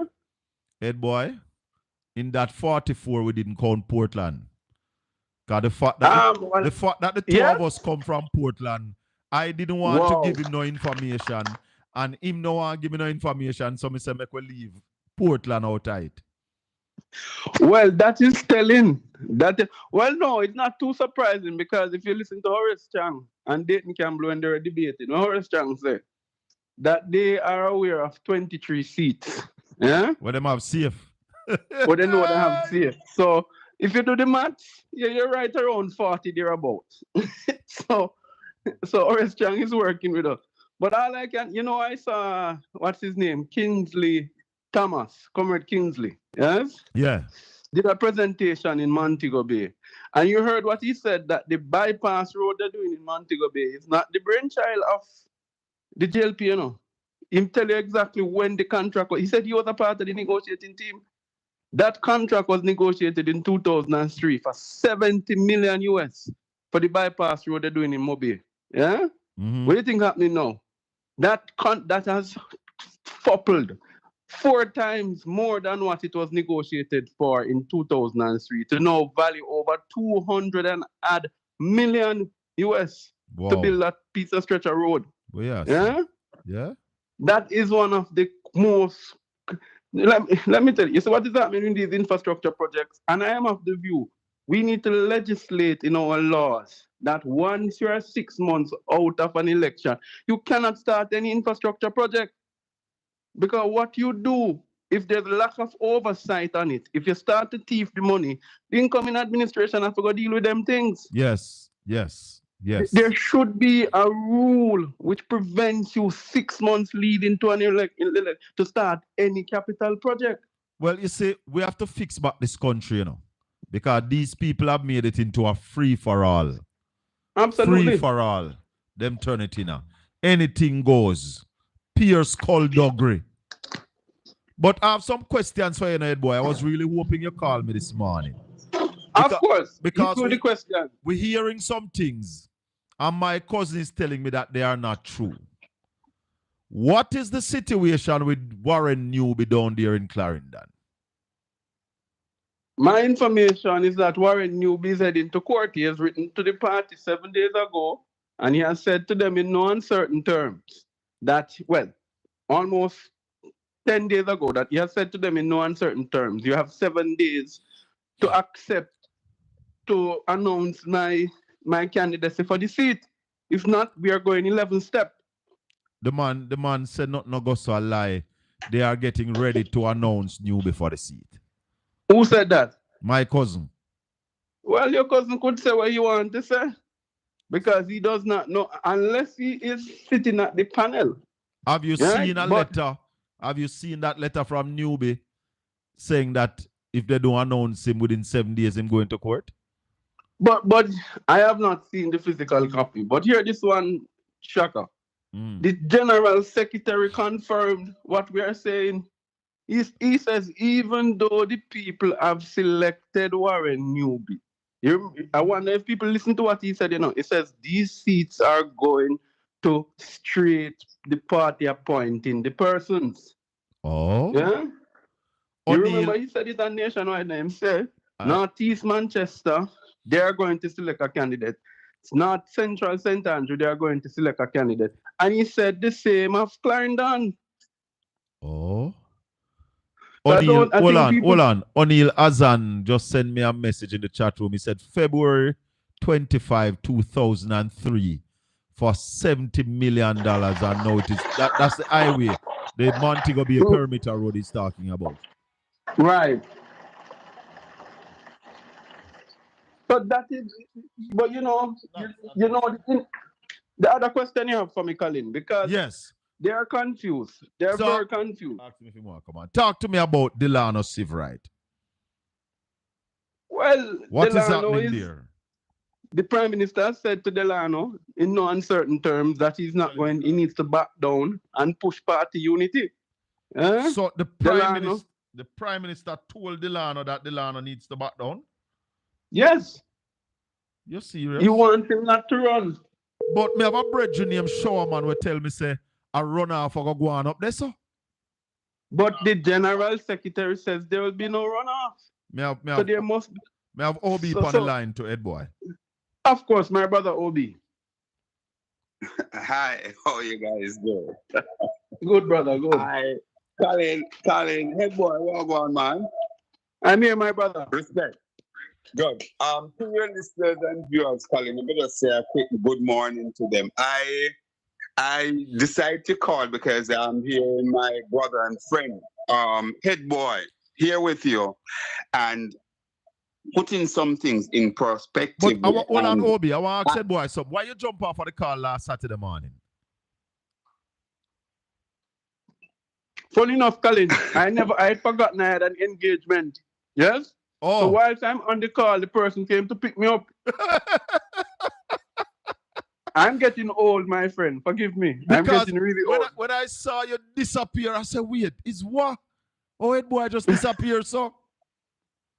Anyway. And I wasn't concerned, because for the senator, the senator was just trying to flex his muscles. He did not even achieve what he came to achieve. Anyway, Obi, let yeah, Obi, man. what you're hearing about Warren Newby? Yes, Head Boy had collaborated, basically shared that information with me that he had that engagement. But Colin, I called because I just want to collaborate the the information that head boy share with you as my best information as it relates to the situation with newbie. And let's remind people, let's remind the viewers and listeners indeed that there's no love lost between newbie and the Prime Minister. And that one could also stretch that across to say Chang, because remember that Chang was a very integral part of wholeness campaign. So all who well, one could say all who were in the sight of that campaign that seemingly went against wholeness, they are still in the firing line, and whatever pushback. We also must understand that what happened in the Clarendon seat where Richard Azan is said to retake that seat, it's a big scenario there, because the young Dunkley, he is of from that community, has very good family lineage in the Frankfield area. And outside of that, there's also some connection, strong connection, I gather, with his father and key people, very, very key and close people, maybe by way of blood and otherwise, that he has some kind of business relations with. And he thought that indeed his son would be a shoe-in. As a matter of fact, it was not said that it wasn't expected that there would be a runoff with him. And I gather based on how things went, his father, Carlton, is happy mad, and so much to the point where after the runoff, the young attorney, Dunkley, he was invited to a meeting at the Labour Party and he did not show up.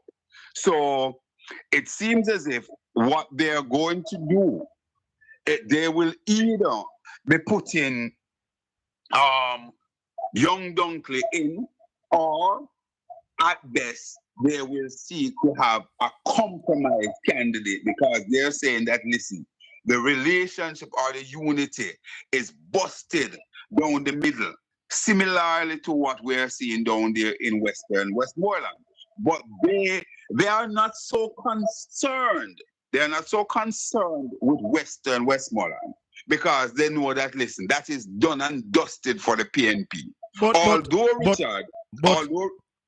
But anybody run against Azan going to lose too. Yes, but hear the argument. That is true. Richard is basically factored in, certainly in my view, right? And based on what we're picking up on the ground. However, by way of trying to salvage something, they believe that what's the name of the constituency? I like to mention the constituency specifically. But let's say Richard Anderson constituency. They believe that, listen, that if they are going to salvage one, it would be easier for try to salvage that constituency versus Western Westmoreland. So whoever going in Western Westmoreland is really a holding candidate, as we underscore before that. Richard definitely in the winning column, But just here, you understand the rationale that I'm putting forward, that boy? Hold on, Obi. I totally agree with your rationale. Hold on, Obi. Let me go to Ed Boy. Ed Boy, somebody in the chat room is asking, what did it take for Delroy Chuck to step aside? And how old is Delroy Chuck? Delroy Chuck is 70-something, almost 80 years old. Yes? And he will be running back. But I can tell you why he's running back. I think the people have not seen. There was a discussion to bring Malawi Fort, yes, into Northeast St. Andrew. Yes? I want you to hear me good. Listening to you. When Delroy heard that, he was actually trying to get his daughter to run, the one with an attorney. Yeah? When he heard that the lady was coming, wanted to change from from St. James because she's running from Andrea Horton. He immediately decided to go back in the race. Yeah? Because him say it's the only way him can get it sure to can give to him daughter. But a young lady by the name of Stacey Knight, yeah, has caused him so much worries right now that he doesn't even know where he stands. Because let me tell you why he's getting so much worries in that seat. The bulk of the seat is not a JLP seat. People need to understand Northeast St. Andrew is not a JLP seat. It's a silent PNP seat that has not been voting. Yeah? Oh. With the exception of Grandspen, which they helped to build, the garrisonized Grandspen, you know. Yeah? By bringing in people from Spanish Town and other areas and Tivoli to come and live there. But with the exception of those areas, the other areas now, the more developed areas in Western, they're pushing against Truck because Truck doesn't meet with the people. He doesn't have any constituency meetings, any CDF meet. He does not even wrote consultations.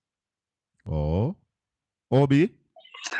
Yes. That again is my information. Delroy always wants his daughter to basically take over from him, and whispers that the JLP hierarchy was planning, and discussion was on the way to have Malahoo Fort being appended to that constituency. Then Delroy decided that listen, he will be running back. But the conundrum or the problem that Delroy faces and the Labour Party faces, as Head Boy said, over the years, the PNP had basically, for some reason, and it's not the only seat there, there are others, but for some reason, the PNP had ceded so many constituencies to the JLP. Either because they just got a lazy candidate run, or the candidate something, but certainly we have not seen, and let's call a spade a spade.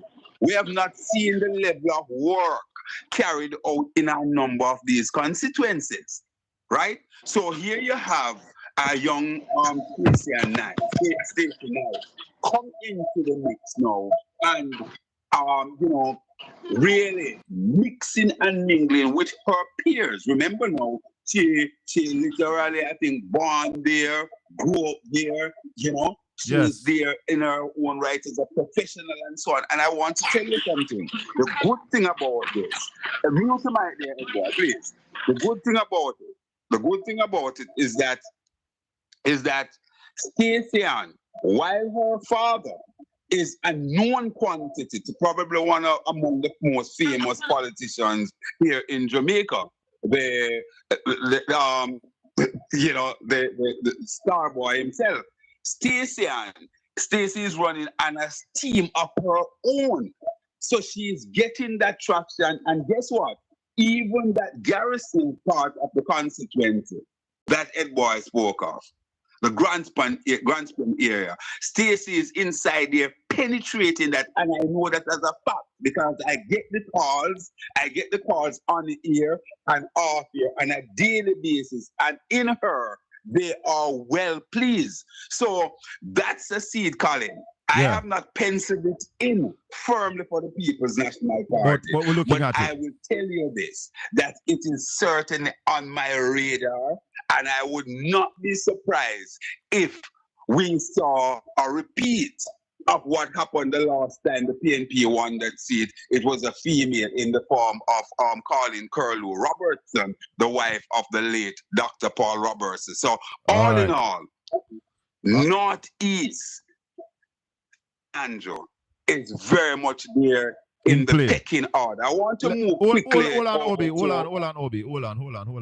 Let's go back now to Upper Delano Sivrite, Upper Carl Samuda. Ed Boy, tell my listeners now what is happening with that seat. We're hearing a lot of things.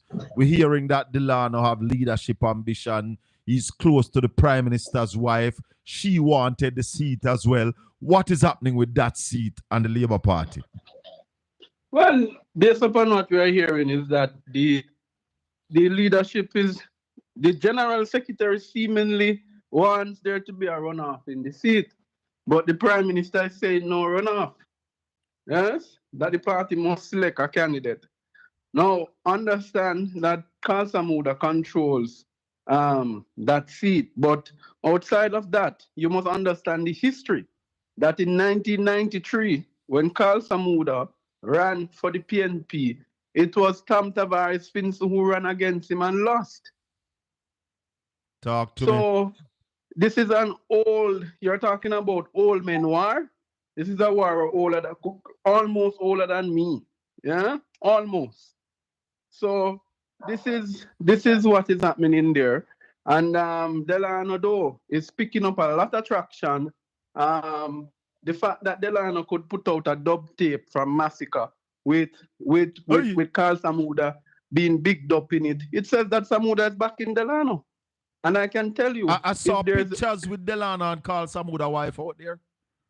Yes, they are supporting him. You all have to understand what they did to Carl Samuda and Mike Henry should never be done to anybody who serves in the political arena. Regardless, and I'm not picking up labor right business, because that's not my business. But the truth be told is principle. After a man serve a party for so many years, yeah, you didn't have the courtesy to call Samuda to tell him he should step aside, right?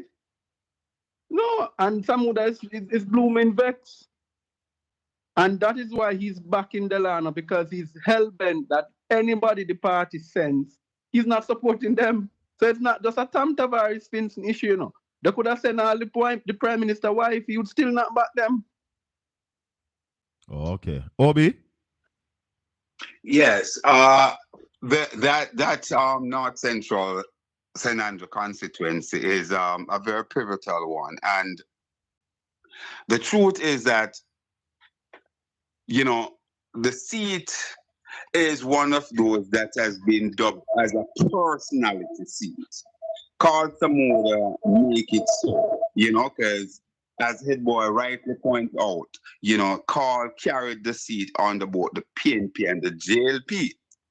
And when you see a person, wife, get involved and come out, then you know that there's massive support for the person that the MP, in this case, Carl Samuda, is supporting, because he's not just there by himself. His wife is also there backing Delano as well. As it relates to the relationship with Mrs. Holness and Delano, I'm not able to speak to the closeness of the relationship, but what I know for sure is that there is, again, no love lost between Delano and the Prime Minister. Because if you notice, although Delano had done very, very heavy campaigning in the election, he was basically left out of the pecking order, quote unquote. You know, he obviously was given a senior position within the tourism ministry. But at the get-go,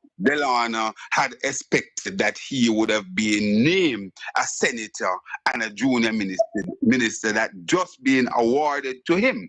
But Delano's reading of the game, you know, reading of the tea leaves, is that he recognized that the Jamaica Labour Party and Andrew Holness is underwater. So this senatorial appointment and state minister is almost of no moment of it for him, because he recognized, hold on, Colin, let's finish it out, please. So he recognized that after the election, he will be nowhere there, because the Labour Party will be in opposition. They will have 8 seats. He will not be among the preferred 8 candidates and so on. So he wants a job. So by virtue of that, he is prepared for Andrew Holness to kick him now, even kick him out of the Senate now and as a junior minister. But he is hell-bent. He is hell-bent on running as a member of parliament, because he will have a job that will be paying him 14.5 million there or thereabouts. There's a question, Obi. Janet is asking, who is the PNP candidate in that seat? Or it is young attorney at law who himself has been there for some time now, and it's sad that we kind of talk over him because the seat is somewhat seen as a JLP seat. But Christopher Henry, who also speak as the deputy spokesperson for the PNP and Foreign Affairs and Foreign Trades, of some note. He is doing some work inside there. He has been inside the constituency, and we gather that he himself has been getting some traction. Again, I am not one who will come and call the seat for the PNP, this seat for the PNP. I still pencil it in for the Jamaica Labour Party. But, it must be noted that young attorney at law, Christopher Henry, is there doing some work. So, Janet, you would have gotten your answer. O'Neill Azan, I will not read that. O'Neill is telling me about Delano and whatever. We're wrapping up. Ed Boy, we're coming back to you. What else you want to tell us? Sean, right now, go again. The JLP is crumbling, and there will be no elections now. There will be no elections now. So they're going right down to the wire. There is a jackass in the chat room asking how we're so interested in a GLP business. It is the government's business, and we are looking at why the GLP can't call the election. Andrew in the garden hiding from Mark Golding. I never know that I would see the day when Andrew Holness hide from Mark Golding. You think that they would have ever come, Obi? Well, Colin, my good friend Currency Morrison, JLP MP up there in rural St. Catherine. I think it's northeast St. Catherine to be exact. Remember that Colin, that she had said that the PNP headquarters would become a museum. And certainly I believe that she's licking her wound in a big way now because she must be the laughing stock within the Labour Party to have made that that pronouncement. Hi, Currency, how you doing? Still love you, darling. But I have to put it out there. So, all in all, to answer your question in one word, no. It was always something that we look at in a very far-fetched way. But those of us who understand the worker that Mark Golding is and the man who comes to the table with clean hands and clean heart, then we're not at all surprised. And Colin, that is a factor that we must always hammer home. We have two persons who are offering themselves to be Prime Minister of Jamaica, head of their party. Mark Jefferson Golding, Marky G, and also Andrew Michael Roddenberger Golding. The fact is that one is certified, one is uncertified. Who are you going for? A clean person who is certified, fulfill all the criteria, and therefore qualified to be Prime Minister? Nobody don't have to see him and push up their mouth at him and so on. When he travel with Jamaica, with Jamaica's name on the front of his chest and on his back, we will be proud to say, there goes Jamaican Prime Minister.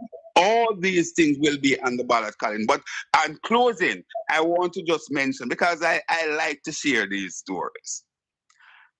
Colin, I am not an armchair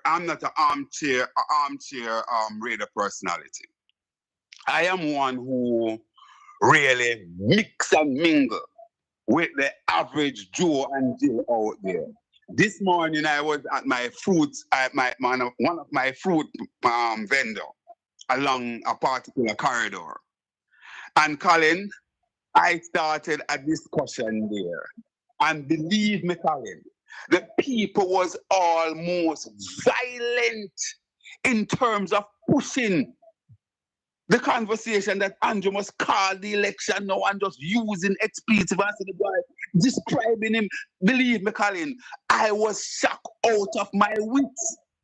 And I was talking about there are people from various different communities there. But this was just happening. So the sentiment the sentiment of the Jamaican people, Colin, head boy, and viewers and listeners, is one that has reached a particular crescendo. And all the people are saying is call it Andrew Colin. I want to just close quickly by saying this, Colin.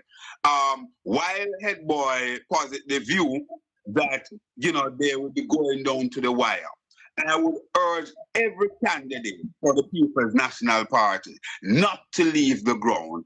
Prepare as if it is tomorrow, because it could very well be that wholeness scene where it would get worse as we continue for a longer period and decide to say, here what happened. Since we see the thing going down that route, let us do a snap thing and see if we can salvage it. I've been on record saying that I don't believe that we're going to get anything out of the very minimum amount of days that are allowed for campaign. And I think that's the route that the Prime Minister will be looking at, whether he goes long or short. Thank you, Obi. Ed Boy, final to you. Ed Boy? Ed Boy, mute your mic. Unmute your mic, Ed Boy. Your mic is mute. Let me come out. Let me come out of the noise. Let me come out of the noise. I'm actually in a restaurant. Let me come out of it. Yeah. Final words to you. My final word is simple. Anytime Andrew Bogam Radam Holness call it, it's going to be an election surprise. You see what happened in Trinidad? Yes. What is going to happen in Jamaica? Yes. Yeah, the people, the UNC has been keeping on the ground, staying with the people, having their Monday night meetings, having their walk-ins, having their constituency consultations. Once the PNP stays on the ground, it's going to be an amazing groundswell. All right, my brother. Obi, thank That's you. my 2 words. Thank you, Ed Boy. Thanks, everybody. All the best. All the best. Yeah, man. Thanks to all the listeners and the viewers. Thanks to Comrade Peter Bunting, who graced us with his presence this morning. Give us a lot of information. Nav says Andrew Holness statutory declaration must be certified before his name can go on another ballot. I want to agree with that.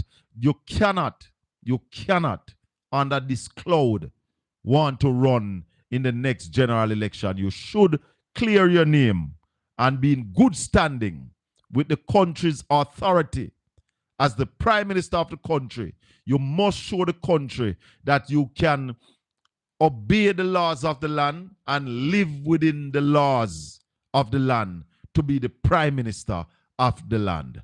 May the good Lord continue to bless and keep you. Make his face shine upon you and be gracious unto you. The Lord lift up his light and give you his peace, now and forevermore. Until we meet again Tuesday evening, this has been the Colin Bell Show.